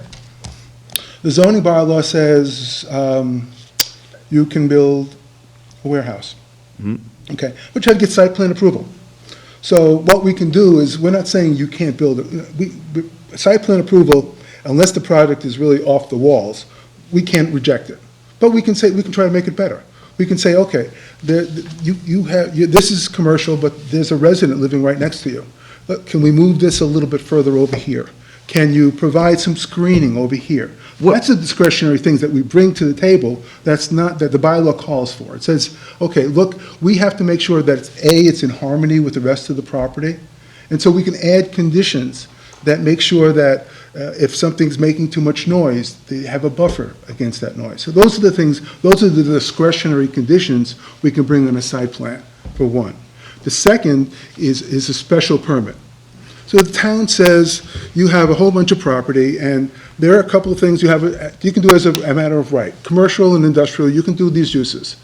But as you get closer to a residential area, we're going to say it's special conditions. It's a special permit. So not only do you have to comply with the other conditions, but we can take a look at it to see how it impacts and whether it's consistent with the rest of the surrounding area. So, and we've raised that issue that came up with the solar farm. And so it was that you live next to a bog, that's fine. Did you want to live next to an industrial-sized solar farm?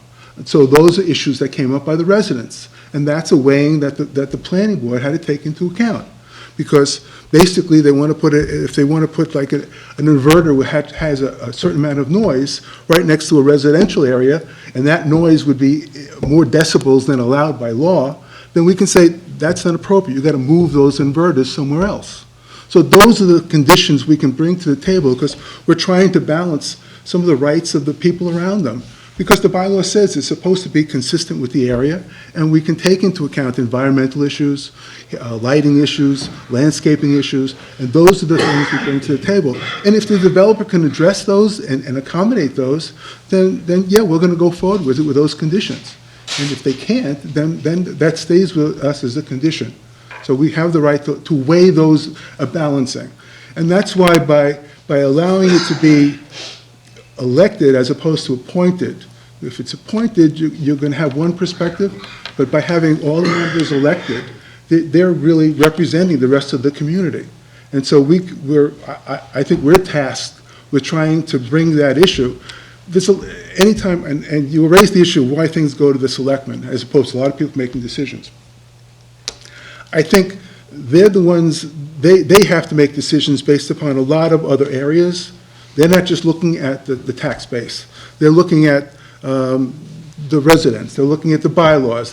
They have to look at a bunch of other things that they may not have the technical information as to what the tax rate should be, but they have a better view of the impact of that tax rate on everything else that they're looking at.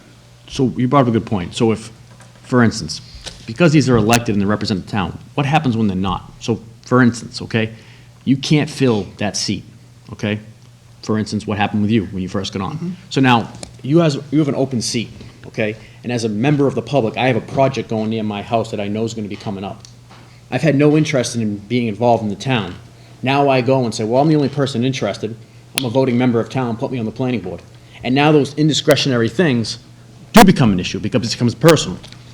So what I'm saying by that is do you see an issue with that?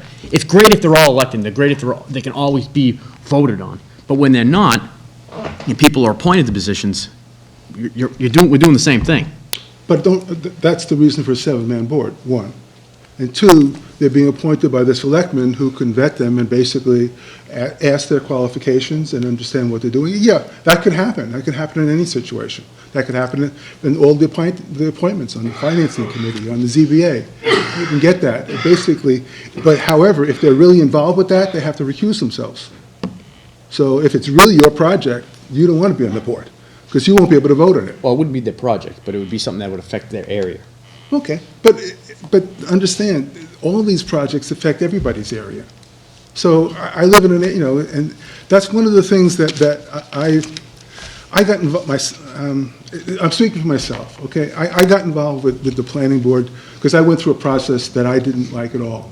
I don't think, and I still think even with us, we don't make information available to the public. We get information from the developer, we get the developers deal with peer review, they talk to peer review, they talk to the director, they talk to town council. Nobody's talking to the neighbors. And the neighbors have to try to fight to get information. They can't, there's not a clear website they can go to and get all the information that the developer gets and I get. I mean, there's nothing like an ombudsman, someone that they go to and say, okay, I've got this project next to me, what do I do, what can I ask, what can I do? I mean, I lived in a community where we had to spend over $10,000 just to get the information we needed. And I've seen that again in another project that just came through. And I think that's a problem. I think the town has a responsibility, not just to hear from developers. Listen, I spent my life as an attorney representing developers, real estate developers. That's all I did. And I know what they need, and I know what they can give up. But on the other side, just weighting it with the population and what our responsibility is to the people in the town, and they don't have a voice. There was, in the last 3 years, I've been in the business for 45 years as a real estate attorney, representing developers, commercial, industrial, residential, retail, leasing stores all over the country. Other than once changing a pig farm to industrial park, I've never went for a bylaw amendment. This town in the last 3 years went for 4 bylaw amendments seeking specific projects and helping a particular development. And except for, in 2 of those, the residents themselves were never specifically notified of those amendments because they were general amendments. And I think there's something wrong with that process. Because somebody being affected, if you're a one-off, you're two people, you can't make it to all these meetings. You can't follow everything that's going on. You can't go to the Conservation Commission, the Planning Board, and understand what's happening. And so I think the board, almost by default, takes on, I think myself, speaking for myself, takes on a little bit more of an obligation to making sure those voices can get heard. And that voices can at least be discussed and evaluated in making that decision. And I think that's what I see our function. And one of the things in talking about dealing with the town, I think you're going to come up with this question before, is I see very little interaction between the departments. We get a planning board, we get a site plan review, a special permit. We have to give it to various committees, to the Conservation Commission, to the police, to the building department. They have 10 to 15 to 20 days to give us a response. After that, nothing happens. So I may have a project for 6 months, and that plan may change 4 to 5 times in that 6 months. And for some reason, we never go back to those departments to get it, this has changed. We've made decisions that are on plans that are different than decisions made by conservation. And that's a crime. That shouldn't happen. We should be working together more collaboratively. So when there's a project going forward, it's not just we give you 10 days to give us our comments, and after that, we don't go back to you. We don't get more information, we don't get more input. Yeah. So what's the solution on how to, say, fix or update, say, for instance, like you talked about zoning bylaw changes, or places that were zoned from maybe 1972, okay, to now in 2019. So for instance, in 1972, the area you're talking about that the town went specific zoning change, that highway wasn't there. Well, now that highway is there. So now that piece of property is different than what it was in 1972. So what I'm saying is, where's the balance of saying, at some point, these things need to be looked at and updated? Now, I get it. I get what you're saying is that we're going for specific projects because that's what's come up. But where do you stop saying, well, it was zoned in 1972, that's where we're going to leave it? We actively have to look at that master plan. There's a lot of property in this town that needs to be addressed. I agree.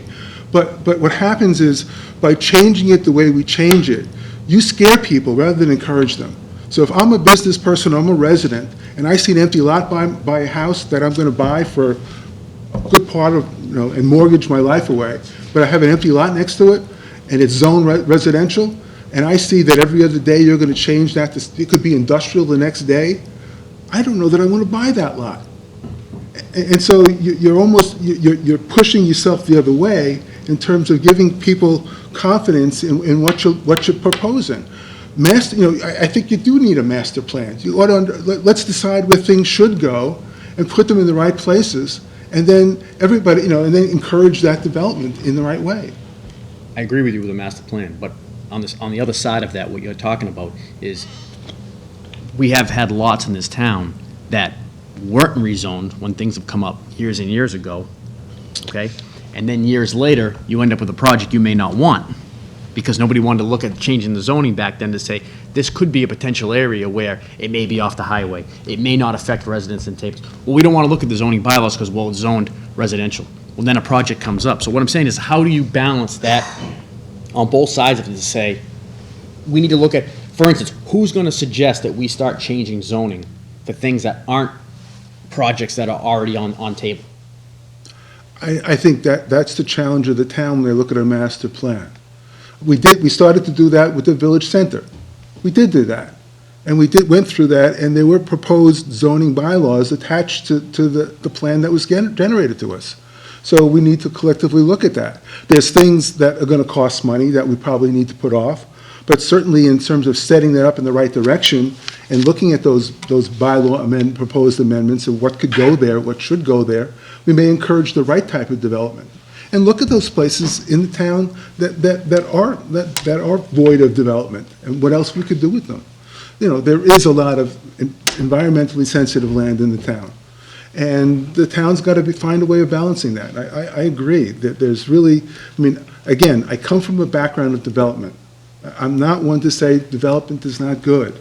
I'm just saying, I've always looked at what the bylaw says now.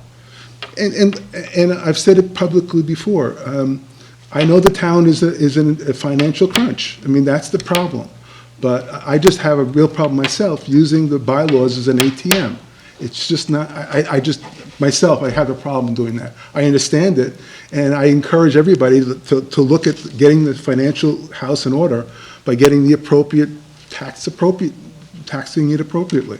But they need to be aware of that up front, that what you're doing is you're really chipping away at what usually should be the lifeline of the town. That's why the planning board is elected, and that's what you try to represent to the rest of the people when they're buying it. This is what we're going to be doing, and I don't think they do.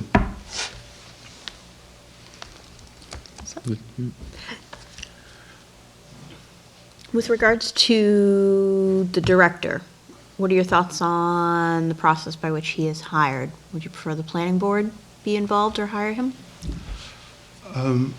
I certainly think it should be, I don't think they should necessarily hire them, but I think they should be able to meet with them in advance, get a sense of what they're doing, and maybe have some input into it. I don't think that the hiring itself should be the planning board's responsibility, but certainly they rely very much on what the director does and how that reflects on what the board is able to do.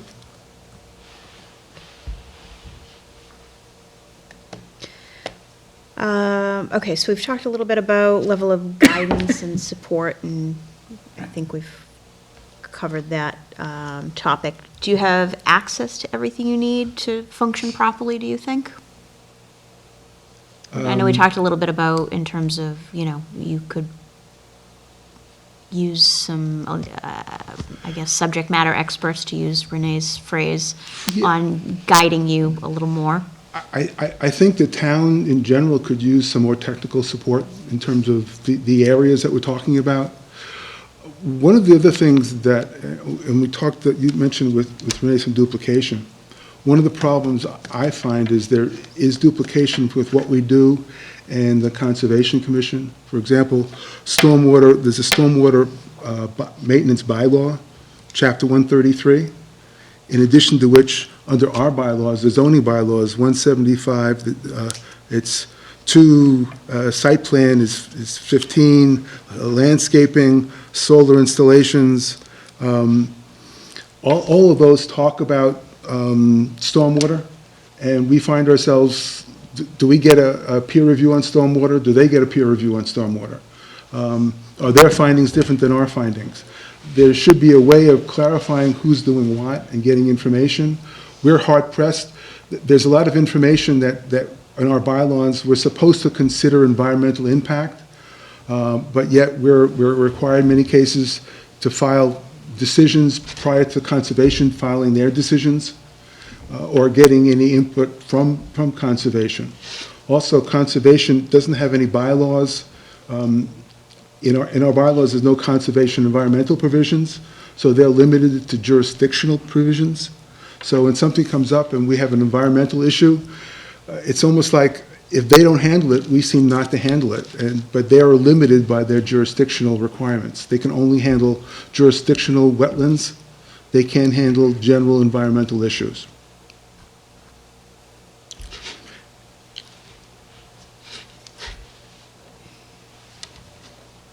How do we rectify that?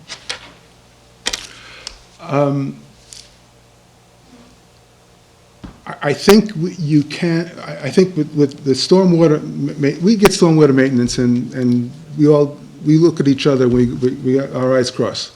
We get the material. There'll be a book this long, and you'll hear peer reviews. And what happens is the peer review will come in and say, there's 10 guidelines. They'll go through the guidelines. They say they comply.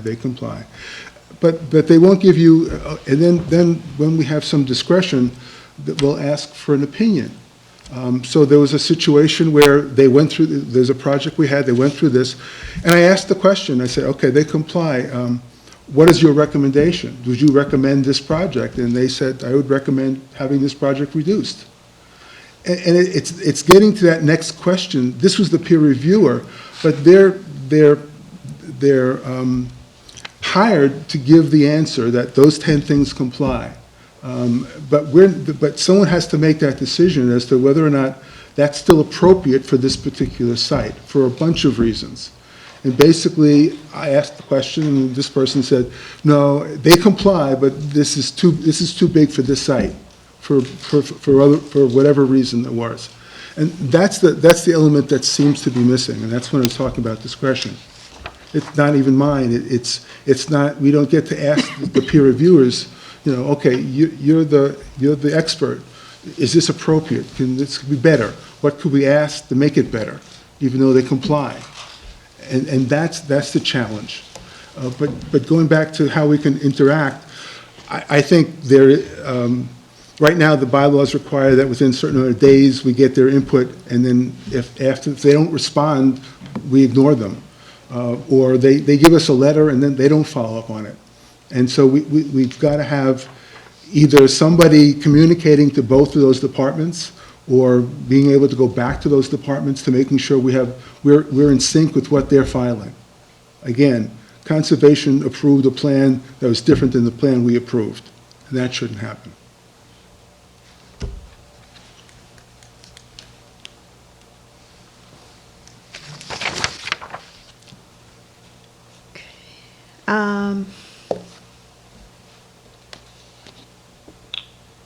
All right, we talked a little bit about the level of guidance. Do you have everything you need? Are there any trends or changes to regulations in your particular subject area that you see potentially impacting the board's function going forward? Not that I'm aware of.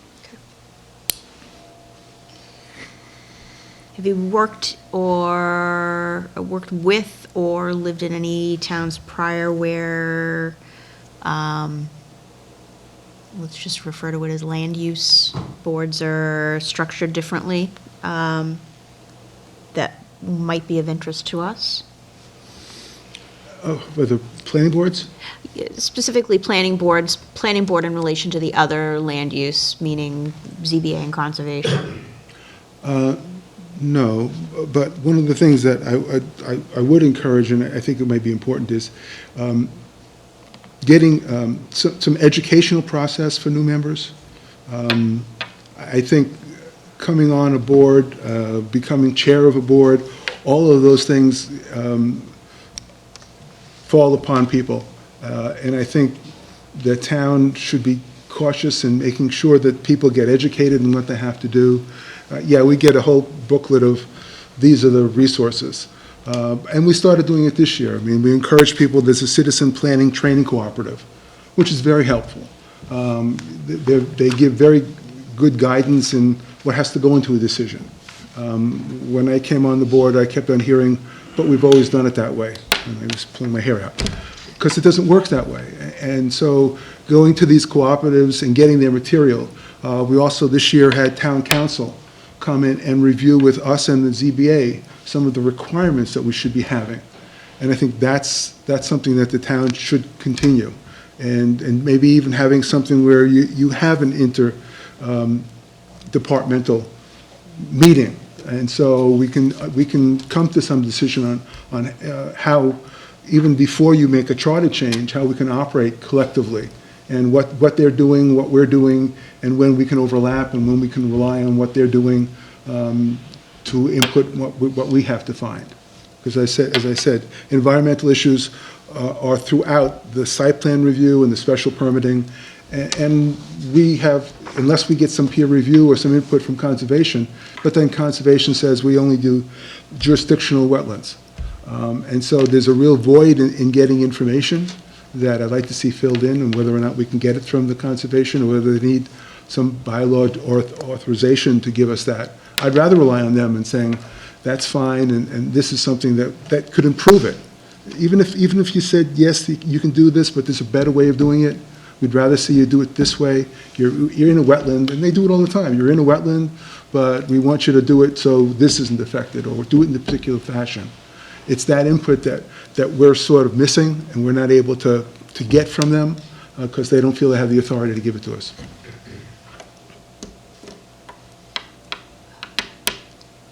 So if they don't have the authority to give it to you, Well, I'm sorry, that's not within their mandate. So Okay. when they look at something, they can't, they don't have, they're limited to the jurisdictional requirements. So they can give you a notice of letter, whether it's in a wetlands, then give you a notice of intent, and then you get order of conditions. Okay. But within those parameters, they're limited. They can't come back and say, we've got a site plan that says it's environmentally appropriate, or something like, much broader.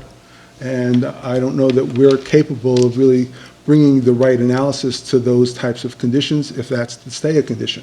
If it's not, it's not.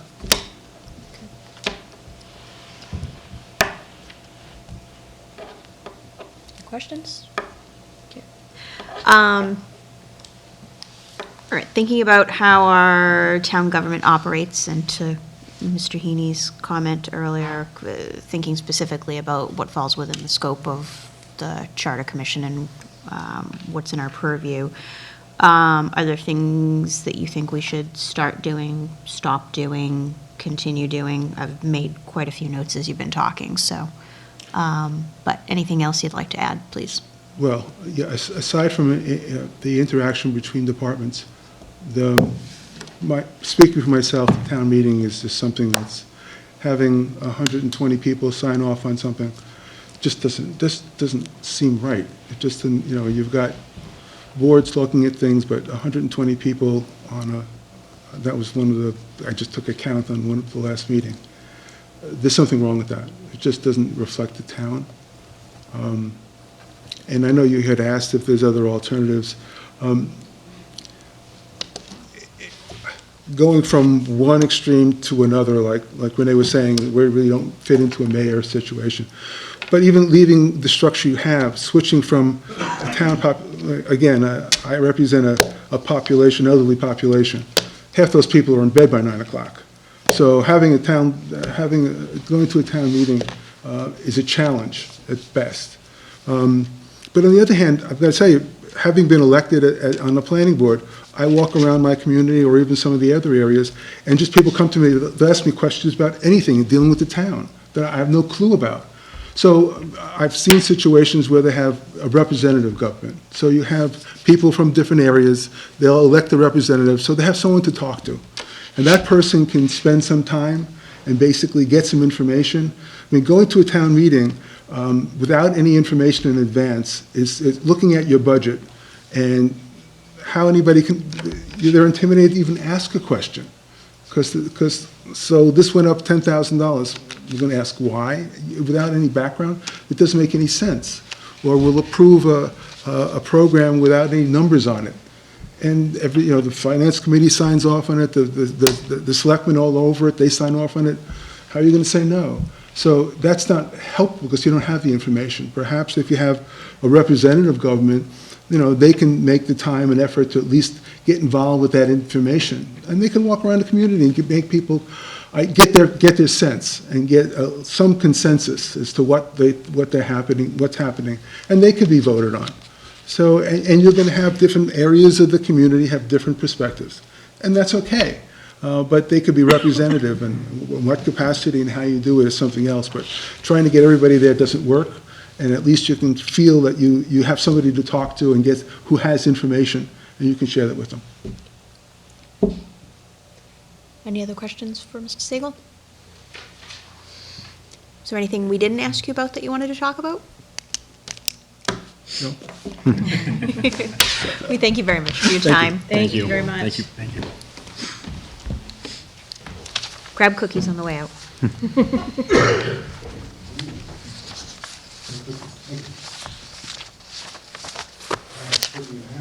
There you go. Thank you very much. Happy holidays.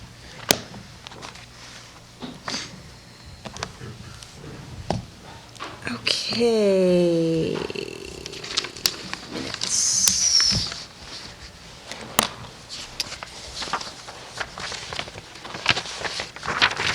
We have minutes of Monday, December 2nd.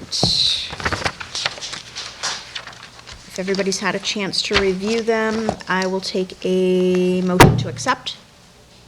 So moved? Do I have a second? Second. Any further discussion? All those in favor of accepting the meeting minutes of Monday, December 2nd, 2019? Aye. Aye. Unanimous? All right. A couple of housekeeping items. You probably have gotten a notification from Lucia. Campaign finance forms for year end are due, I think, the 31st of December. If you could just make sure you've got those updated with her. She sent around the forms probably a month ago. Yeah. Do you need to do them if? Yeah, it's the last, that's the last you should have to do them. Yeah, I don't think they're due December 31st, though, because it Oh, it's not? it goes until December 31st, the form does. Oh, okay. Yeah. So 'Cause when I they asked her why she due? sent them out so early, she just said to give us a heads up. Yeah, she said people kind of So forget about them over the January holidays. something, yeah. All right, So obviously, if you have any Yeah. spending, you're supposed to fill it. yeah, just do them now, please. No, I actually noted because I thought, I said I hadn't spent anything. so I didn't do it. didn't realize either and realized, Taking money into. yeah. So it was like immediately after the election, within a certain number of days of the election, and then that year end, and then I think we're done. We shouldn't have to report anything ever again. So just be aware of that. Please and thank you. And if you need that email that Lucia sent around, just let me know and I can forward it to you. You do? Okay. Thank you. Let me make a note. Appreciate that. I need that help too. I'll send it to everybody. How's that? Yeah. Second reminder. Oh, the person. I will make a note. Thanks, Laura. You're welcome. Thanks, Mom. I hardly ever read that. Do your homework. I can check that. Send campaign finance, not just do campaign finance. Okay. One of the things I actually had forgotten all about, so I shut the survey off on the morning of the 9th, and then there was a Facebook post, somebody was talking about how do we get in touch with the Charter Commission, and I was gonna make reference to our webpage, and then realized that the survey was all over the webpage. So over the weekend, I sent a note to Lucia and Brooke, and they actually had forwarded it to Charlene, and she made the changes to it. So there's no longer links or reference to the survey other than in the most recent update. So I've sent you a, just a page so you can see the main content of the website. I rearranged it a little bit, just kind of made a, how to stay informed, and then just said, we've closed our survey. If you have any other questions or want to bring anything up to us, you can reach us here, and given them an update as to where we are in the process itself. So if anybody has any suggestions or changes they'd like to see to that, it's actually fairly easy with Charlene in place now. So just let me know. Okay, we have one last group, I think, to come in and meet with us, and that's the Historic District Commission, and they weren't available until January. Yeah, and we also have, what's the one that was supposed to come last time? I forget, it was...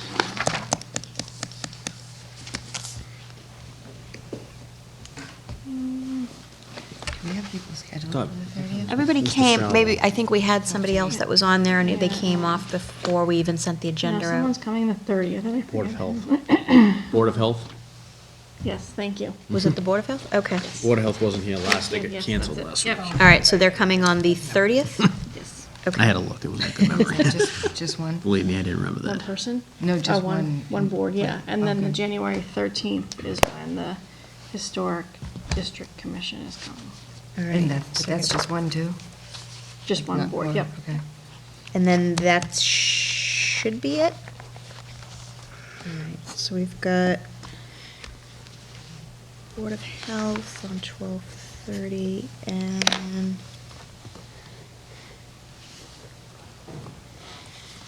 Commission. Sorry, I'm just writing it down so I can get it on the agenda and before I forget. Okay. All right, and then that's it, and then we'll be done. Anybody feel a need to review anything that we heard or talked about this evening? Okay. All right, and so that last minute, or that last week push on the survey went well. We went up from like 127 to 170 responses overall, which was great. I think we got the benefit of that snow day and a lot of people were home. We got quite a bump even just on that Tuesday, so that was a good thing. And Janie was going to put together a analysis of the aggregated feedback with the survey and the, what do you call it, the public hearing comments. Yes, I did. Well, so what I did was, it was a lot more challenging than I anticipated it being, right? Just because of the nature of the responses, because of the numbers. Yeah, and because the numbers aren't going to match up, because a lot were left blank, a lot were said, nothing, or just NA, so the numbers don't match up. And it was hard there's no way for me I thought, to kind of quantify this. So what I did was I summarized it all in different categories, and I'll give you guys what I did do. 1, 2, 3, 5. And then 2 down that Can I way. imagine? Reading some of it. Well, some of it was even, you had to interpret what they Well, were getting at. In a lot of these things, the statements I had, I don't know what they meant either. Like, I don't know. So if you look on here and there's a comment and it's like, what do they mean? I don't have the answer to that. So what I decided to do was to just I read through them a number of times, and just the overriding themes I put as general topics here. Great. Right, so those are the general topics. And then I wrote specific comments that were written about that general topic. And then for the larger ones, in which I found there was a lot of, for example, communication on the first question, I just put the total number of comments that were referenced there. But again, the numbers won't match up because, and a lot of the comments had multiple responses, like literally would list 10 things, right? And so some would say none. So it was awkward to look at and to read. But these were, on question 1, there were only 87 responses, so I don't know if people just didn't choose to respond to those. And I know that some of them said things like nothing good. So some of those didn't really count. So there was only 87 total responses for that.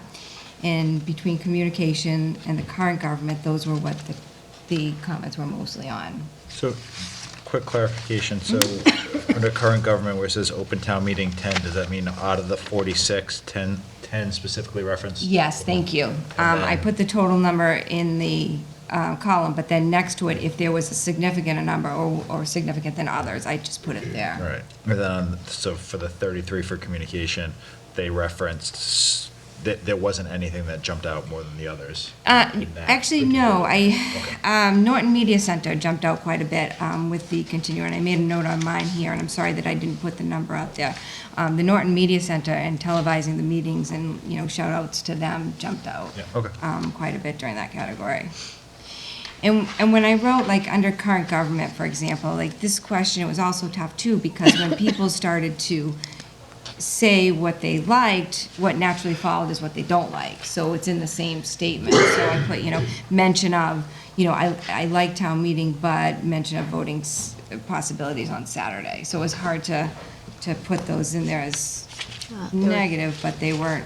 There was also a few where people said, like, see above, where they were assuming you're looking at individual surveys. Correct. Yeah. Correct. And the ones that use bullet points on the surveys were difficult to distinguish, too, because they use bullet points to make, number of points, rightfully so, but then when we look at it, it was different to add them up. So, so this is what I came with, and if anyone has, another way to go through them, please feel free, I'm not offended. What? It's good reading. Yeah, it was good reading. Some of them were, you know, and I didn't, you know, I tried to just put every comment on here that people made, because I feel like that was one of the things some people were saying, they want the voices to be heard, so whatever it is, or whatever they meant, it's on here. People were frustrated with, I want clean water. Well, correct. Yeah. I want clean water. Well, you know, I was fine, where's the water one? Because I thought I'd get some more of that. Where was that? On the question 3 and 4, the water? Stop doing, yeah. I thought I'd get more of it, but there was really only 16 comments that referenced it, which I thought was surprising. I thought Yeah, there'd be someone in more. there had written, I You know, got in it. the question number 3 and question number 4, I know I'm jumping around, but in question number 3 and question number 4, communication really jumped out quite a bit, like in terms of what people are looking for, and I don't think that's a big surprise. But if we're making any, you know, references, inferences, I think that communication was one that, even though the numbers are lower mentioning the town government, they were specifically talking about communication and having, you know, getting more input or being more transparent, or maybe more emails or social media or question and answer sessions, things like that. As far as the town government goes, like on question number 3, you know, question number 3 was, what do you think currently we do that we should start doing, or we don't do that we should start doing? And so there were 92 comments that referenced something to the town government. And whatever it may be, I put some numbers in there. 14 people mentioned change in general, 10 mentioned change and a town meeting, representative town meeting, 8 mentioned a council, 3 mentioned a mayor. And I won't go through all of them, you guys can look at them. They're Wiggins, right? Yeah. But that's kind of what I came up with, and the only way I could think to put it in there. When you say change in general, does that mean change away from town meeting or change in something in our government? Change away from change in general, thank you, change in general. Well, you know what, let me look at my notes, hold on. Because I want to be clear. Question number 3.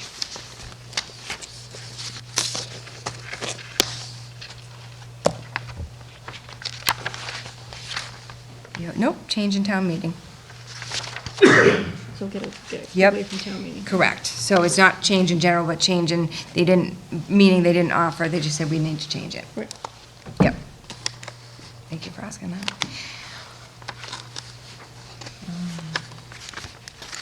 And like I said, some of these things are, when you read through them, they're repetitive in terms of question 1, question 2, question 3, because once someone started talking, everything started to flow. Yeah. Right? So the positive, the negative, what they do like and don't like, all really came out in one.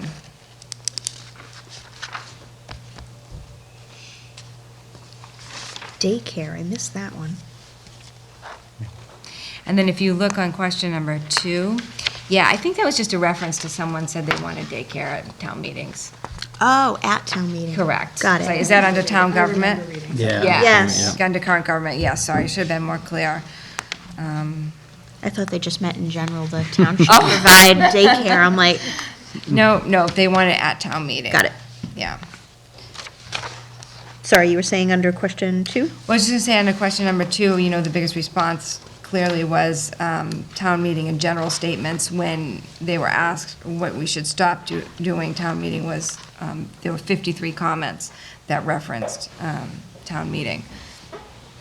And some of them offered suggestions, but in there, that were 53 comments, and I thought that was kind of a lot compared to I was going to say, is that the other ones. most 63, excuse out me. of a single question? Yeah,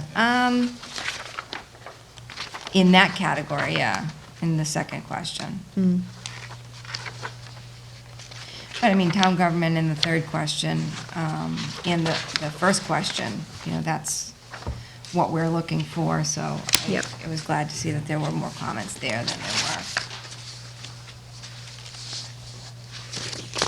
But they were weird, you know, they're hard to look through too, because you've got, you know, let's have more elected people, let's have more appointed people, right? Like some of them just offset each other. Town government ballot votes. I got nothing. I think people were saying, from my interpretation of that was when I was reading the surveys, that they wanted, as opposed to going to a town meeting. Oh, they wanted They wanted to elections. go to They want to ballot. vote on everything in an election, yeah. Because you have to read, when I was coming across something like that I was no idea, I had to read the question and then read the answer and say, okay, this is what you must have meant. But I don't want to put words in their mouths either, Yep. because, you know, someone did say at one point, I think town meeting should be 1 week long and then have a ballot vote. And I think what they meant was we should have town meeting and then have a ballot vote a week later after you've had the time to God, I hope so. digest the information. Yes, I'm assuming that's what was meant. Presentation ever. My God, can you imagine? Whole week of meeting. Monday through Friday. Move the question. Yeah. And we thought the attendance was bad before. Imagine if it was a whole week. And some of the other comments that I put down there were comments that maybe one or two people said, but I didn't want to leave them out if you wanted to review them. I mean, they're there, they range from, you know, a dog park to, you know, safety of buildings. Yeah. So Good job, thi- Janie. Yeah, this is an awesome Yeah. Good job. summary, Yep. and I can't Thank imagine you. how long it took you to. Seriously, go I through all want that, to so- just clarify that it is a summary. There's no way trying to analyze it, but it was an easy way to just kind of get those, all those questions in here. You will notice that question 3 and 4 I did together. And that is because when I went through it, I didn't see the top part where question 4 was. Okay. So I just kept going, and then I was done, and then I went to look for question 4, I couldn't find it. So I'm like, that's because I just did it. So that's why question 3 and 4 together. But they did read a lot alike. Yeah. Yeah. Um, If, you know, it's the most appropriate question to blend it into, so.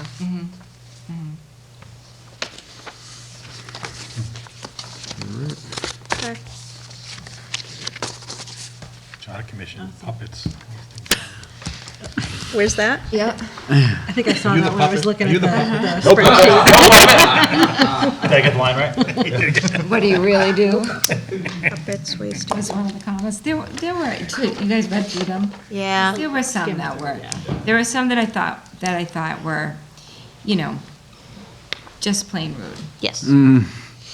Yeah, I appreciate you summarizing them in a tactful way. Yes. There were a lot of personal attacks. There were.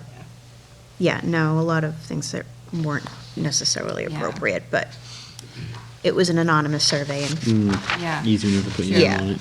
And there, I do have to say that I feel like there were a couple tells reading through them, and I don't know if anybody else picked up on them, but I feel there were a couple tells that made me think a couple answers came from the same person.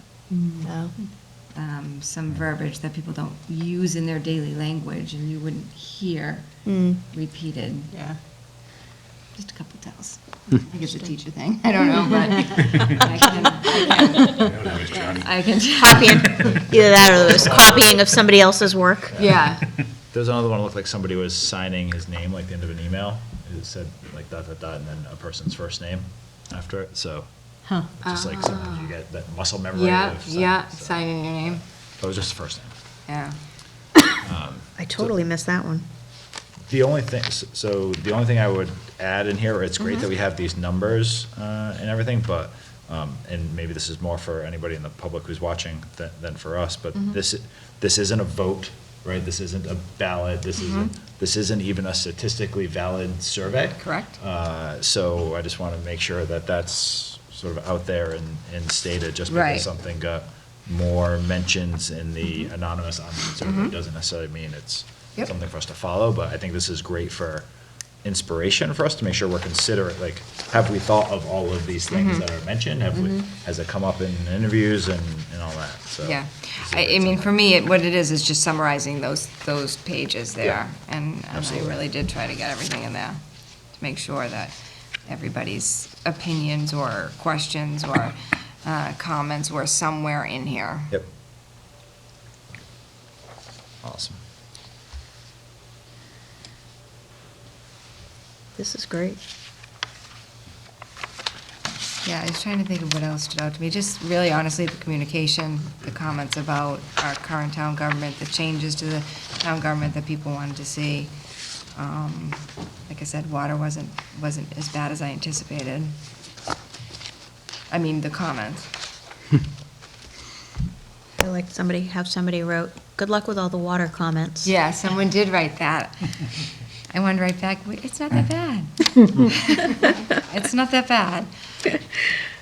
I like under the question 3, the very bottom of the town government, and I think, I can't remember who's mentioned it today, but the concept of an ombudsman in a designated position to help voters understand issues. But, if you think about like this, when people came to town hall and they're like, I need to do this, and who do I talk to? And you had somebody who could guide you, like, to help you move through. Yeah. I mean, wishful thinking probably, why would have something like that, but, I mean, I feel like we've heard that before too from someone at some point. yeah, when you think about communication, it all kind of ties together, but. Yeah, somebody mentioned it at the meeting that we had, the hearing that we had. Oh, okay, that might have come from because I did include those in here Oh, too. yeah. I did include those, which would actually skew the numbers a little bit too, I guess.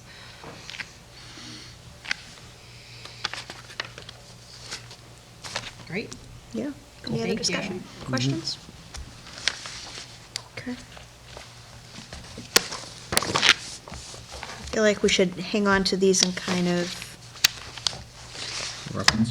yeah, not even reference, I'm wondering if we should try and identify like the prevailing themes, kind of come up with a list so that, as we're making our discussions, we can cross-reference them against those themes and make sure that we're actually, everything that we're deciding is meeting a specific need or a predominantly stated need. Just food for thought. I like that idea, but I say good luck. Yeah. Well, I did try, I tried to do that with the general topic in terms of communication and just the current government and comments on collaboration, but it was hard to do for every single comment that was made that wasn't significant in number, if that makes sense. If they were just a couple, I really couldn't do it. But, on question 2, there were a lot more. There are a lot more specific comments in question 2, and that's where the most response was, what should we stop doing, right? And so open town meeting was probably the biggest comment, and then there were some suggestions there. Town moderator, FinCom, I put those together, town manager, everything from stop having to make an elected position to specific comments. Water, communication. So I tried to put them into, themes that we might see, but Yep. what we were looking at. No, this is great. No, that's a good point, because you kind of did put them into sort of, well, call them general topics. Yeah. Yeah. Adjust the tax rate. Up, down, split it? That's all it said. Yeah. I need more information All before I it decide. said. Yes. Exactly. Okay, now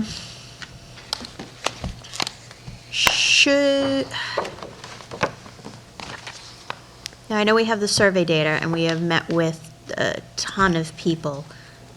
Based on where we are now and having met with almost everybody, should we come up with our own list of the prevailing themes that we have heard throughout the past, however, 4 or 5 months? And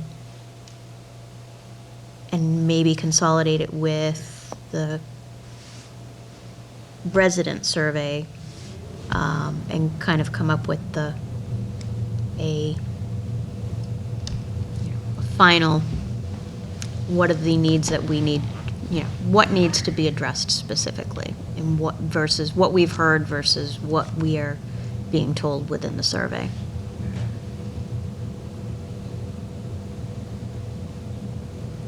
Thoughts? Just making a list of Yeah, decision everybody, kind of take the next 2 weeks, review all of your notes. What did you personally hear? And then everybody come to the meeting on the 30th and discuss specifically, what did you hear with your own 2 ears? And we can find out where our common themes are and come up with see if it's matching what the survey responses say, and then come up with a definitive list of what the themes are that need to be addressed. So are we talking themes, or are we talking about specific changes? Well, I think specific changes, but they will fall under the category of government communication, similar to the categories that Janie has defined here. But yeah, they should be as specific as possible, and then we can categorize them. If we've got a consensus that, yes, that needs to be addressed, where does it become categorized? The only thing I see with that is that could be just repetitive of what we've kind of been talking about, the information that we've been gathering on our own. I mean, we kind of know where those prevailing themes are, and we've already kind of tasked ourselves with going out and finding out information that we think may need to be addressed. I just don't know if, I understand what you're saying, I just don't know if we're going to be wasting another meeting or another time trying to do the same thing we've been doing. Okay. I just want to make sure everybody's got a chance to kind of, we talk about what the issues are that are raised and what we have all individually heard, and come up with a single definitive list that needs to be addressed. My personal thought is, for instance, let's just say water, because it's the hot topic. If you're going to say, well, how are we going to address how can we, as a charter commission, address the things with water? I think, well, you have to give me, or I have to know what I'm actually talking about with the charter to find out where the water's going to fall in that. So if we decide as a charter commission to keep open town meeting, what are the small things that we can fix the water? So are we talking about making it, an appointed positions for the water commission? What else are we really going to do to be able to fix that? We're not gonna fix the water. No, what I'm saying. It's kind of outside the scope. Yeah, I'm not. If I heard Laura right, you're saying, for everybody here, if you think having what we want to do about town meeting is something that we need to discuss as a committee, write that on your list and bring it into the next meeting. If you think what we're gonna do with water is something that you want to talk about and have it be a decision that we're gonna make, it sounds like you were suggesting let's make a list, Yeah, a collective list of the decisions we need to make. I was thinking of it more so that we have identified what the needs are that we need to address. Yeah. Specifically, whether or not we have the ability or the capabilities of doing so that, after the point where we've made all of our decisions, we've got a draft charter, and we need to go out and start promoting it, we can, show the folks, here's what you told us, here's what the employees told us, here's what the boards and committees told us, here's what the residents told us, these are the overriding themes, and this is how we are addressing them. That was more of my point and what to do, use that for. Just so we can say, yes, we heard you, and we are trying to, at least to the best of our abilities, I accommodate. feel like there are two different lists that, in my head, that we need. One is the issues, right? The general issues, the problems, the things we want to try to fix, communication and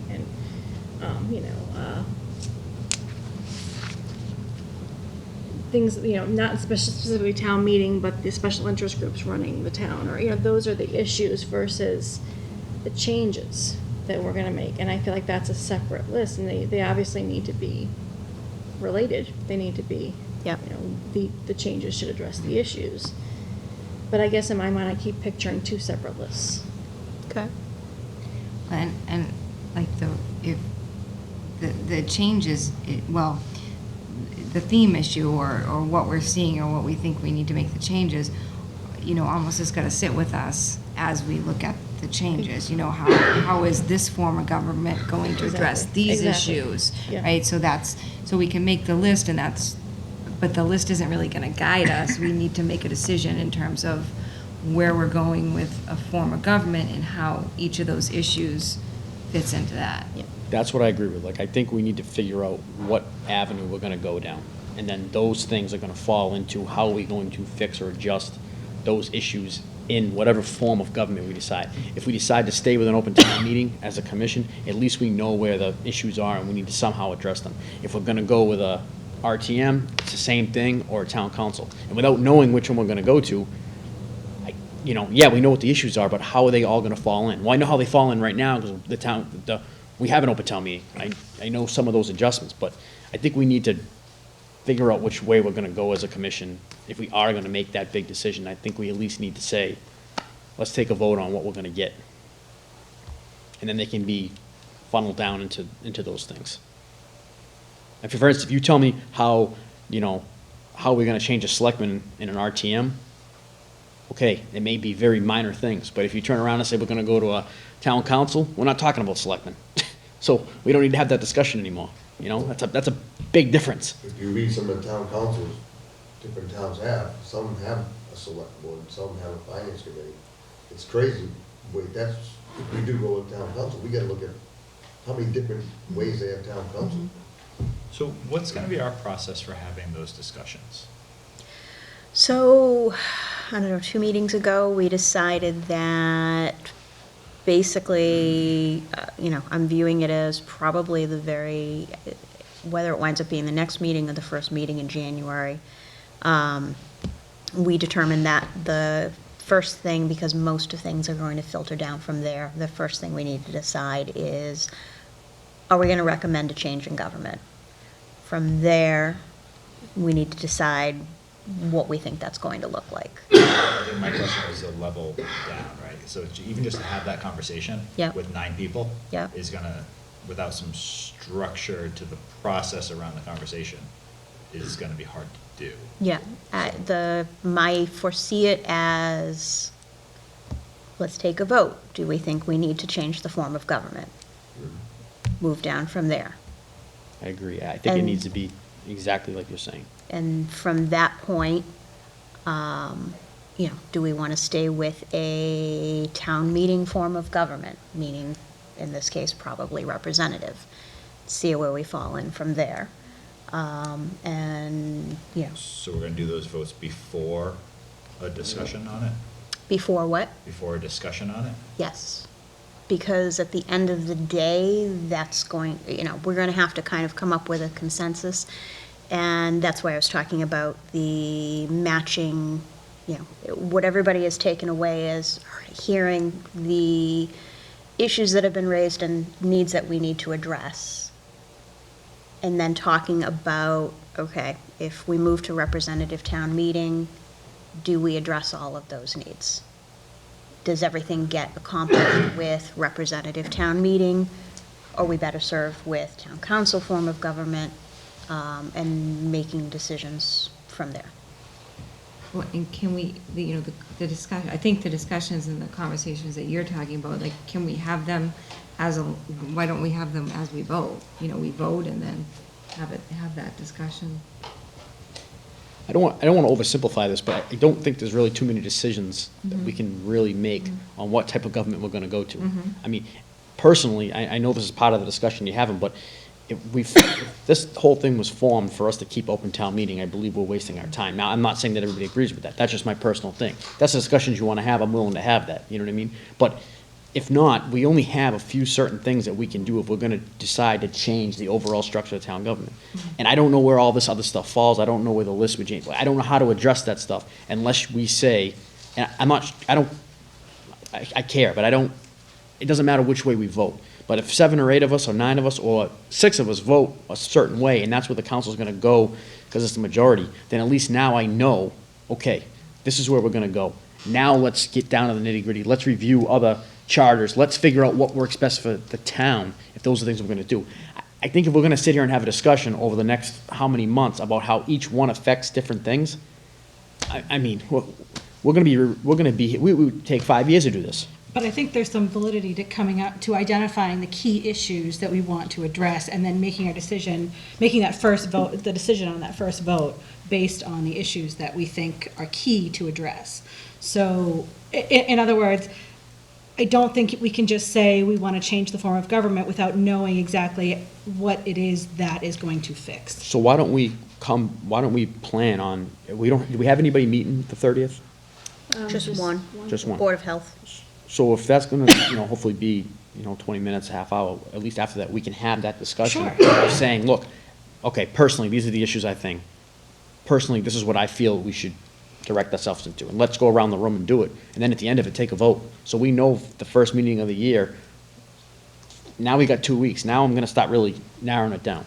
I just think if we don't, we're just wasting more meetings and more times of, going around and around about what the issues are. We've heard the issues. Most of us have been in this room almost every meeting. Right, but we've heard a lot of issues that are completely outside the And I scope. totally- And I think, especially for people who are looking at us and watching the meetings or coming to the meetings, I think we need to lay out sort of what are the issues that we can address and what has risen to the top. I totally as understand. priority. We're not gonna get in here and figure out how we're gonna get a dog park. Dog park would be great. That's not the scope of our charter. Exactly. I totally get that. But if we I just are want to gonna. make sure that we're transparent and communicating to the 100%. So people if we who are come in and we discuss our watching us. individual topics and go around the room of what was the key points that we took away from the last several months of listening to people.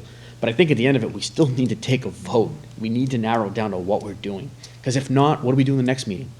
We're gonna talk about it again, how it's gonna affect, how those issues are gonna affect us and what form of government? Tell me where we're leading to. Yeah, but I could see that taking a couple of sessions in that, if we are split 5-4 between RTM and town council, everybody should have, there should be a discourse where everybody states their rationale for their choice and the attempt to sway people to their side.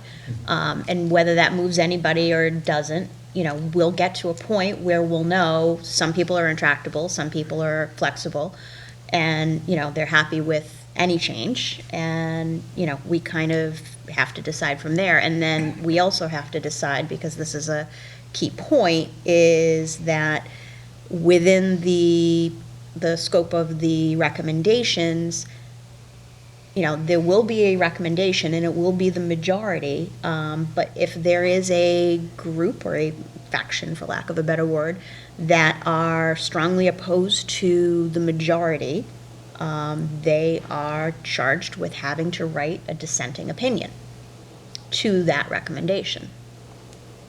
Right, and we have to sell this to the town. Totally So agree. we don't want a 5-4 split. No.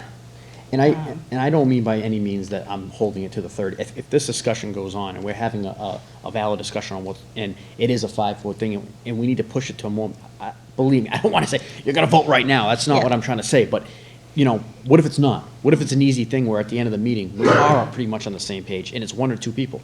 That's not a real, dissenting thing when one person says no. I mean, everyone's not going to like what everyone says. You know what I mean? That's part of being in a democracy. It's part of being a majority.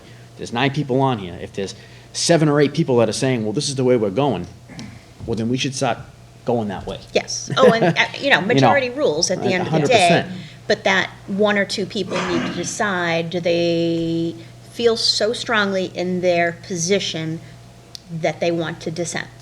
Or are they flexible enough to go along with what the majority wants and feel that that is going to best address the needs of the town? And I think on the 30th, we'll have a good idea if we take that vote on where we're at. If we need something that we're going to need to discuss more, if it's something that's going to be very easy and we can say, wow, Yeah. But I also- surprisingly, we're together Yeah. and let's, I also want people to feel like they have the chance to 100%. voice their opinion, get their point out, and everybody is being heard equally. And I think we've said that before, that at any point in time, if we don't feel like we're ready to comfortable to vote, at that time, we can push it up to the next meeting. So I think, Table it. we're kind of splitting hairs here, that the next meeting, we have the discussion. If maybe we're all unanimous, great, we vote and we move on. It can't be that easy, can it? And if not, and people are still, we've had a conversation and it's gone to a certain time and we're kind of spinning wheels and people think they need more time to think about it, Yeah. then we push it up. But I think you do want to put on the agenda, if there's a possibility we're going to vote on something, we want to include that in the agenda. Okay. Agree. I will not be here. I'll be out of town. Then we might not want to take a vote on the 30th. Okay. Okay. But we can, I mean, Darn. yeah. Well, we can take it informal, like where we stand at that point, right?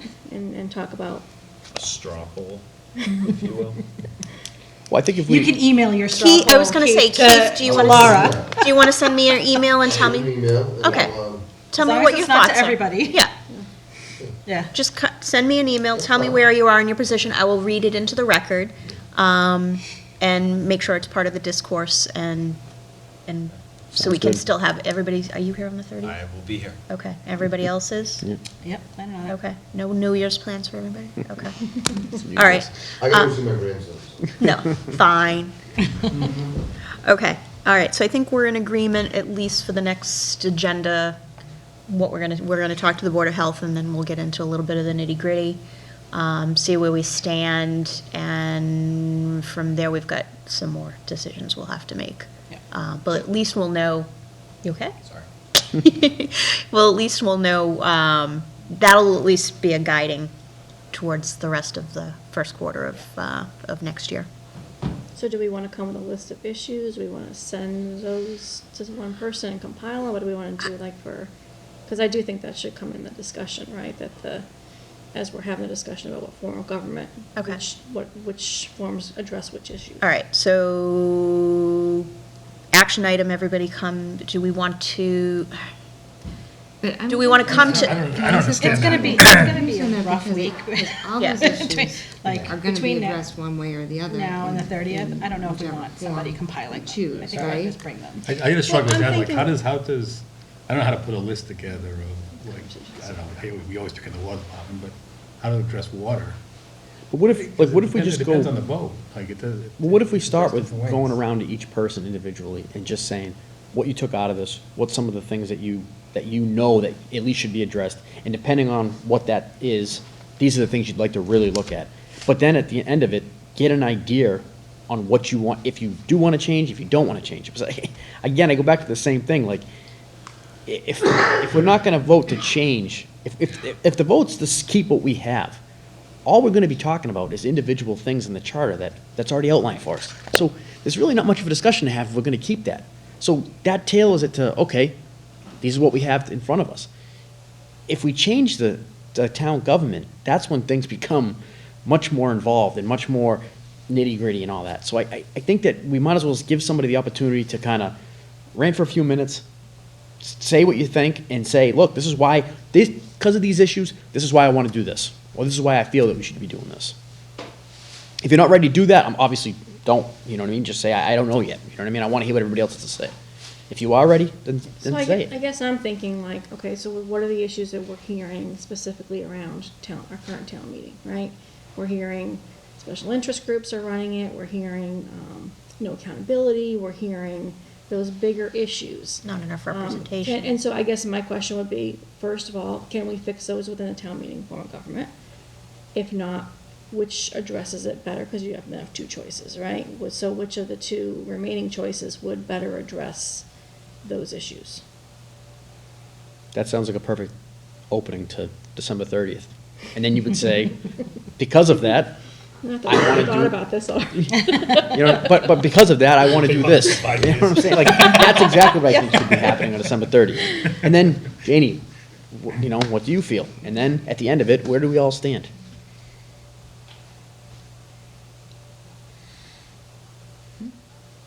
Okay. Is everybody comfortable with that? So instead of compiling, we'll, come prepared to, I don't want to say defend your position, but lack of a better word. Discuss your discuss. initial thoughts. But I Yes.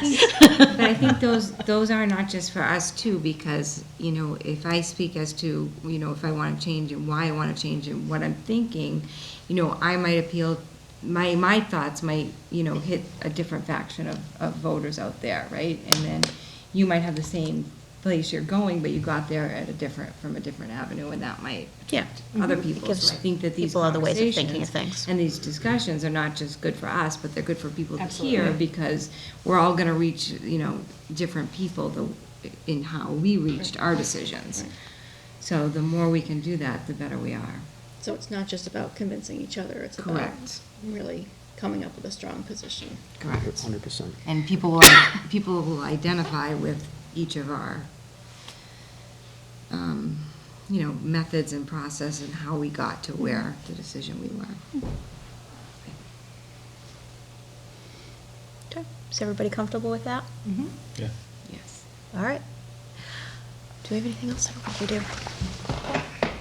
Next meeting is December 30th. The only action items I think we have is Keith is going to send me his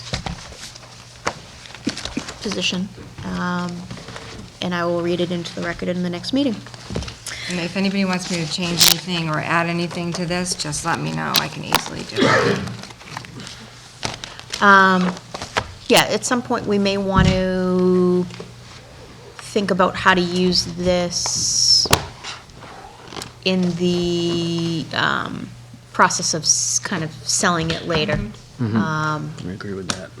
Yeah, and what that graphically Right, I think looks like. Absolutely. Even if it's a presentation or something. Yeah. Anything. I've been seeing the word clusters quite a bit. And I think they make a nice impact, and I think the master planning, what was the thing that the Serped and the planning board did? Master plan. Yeah. session. And they came up with one.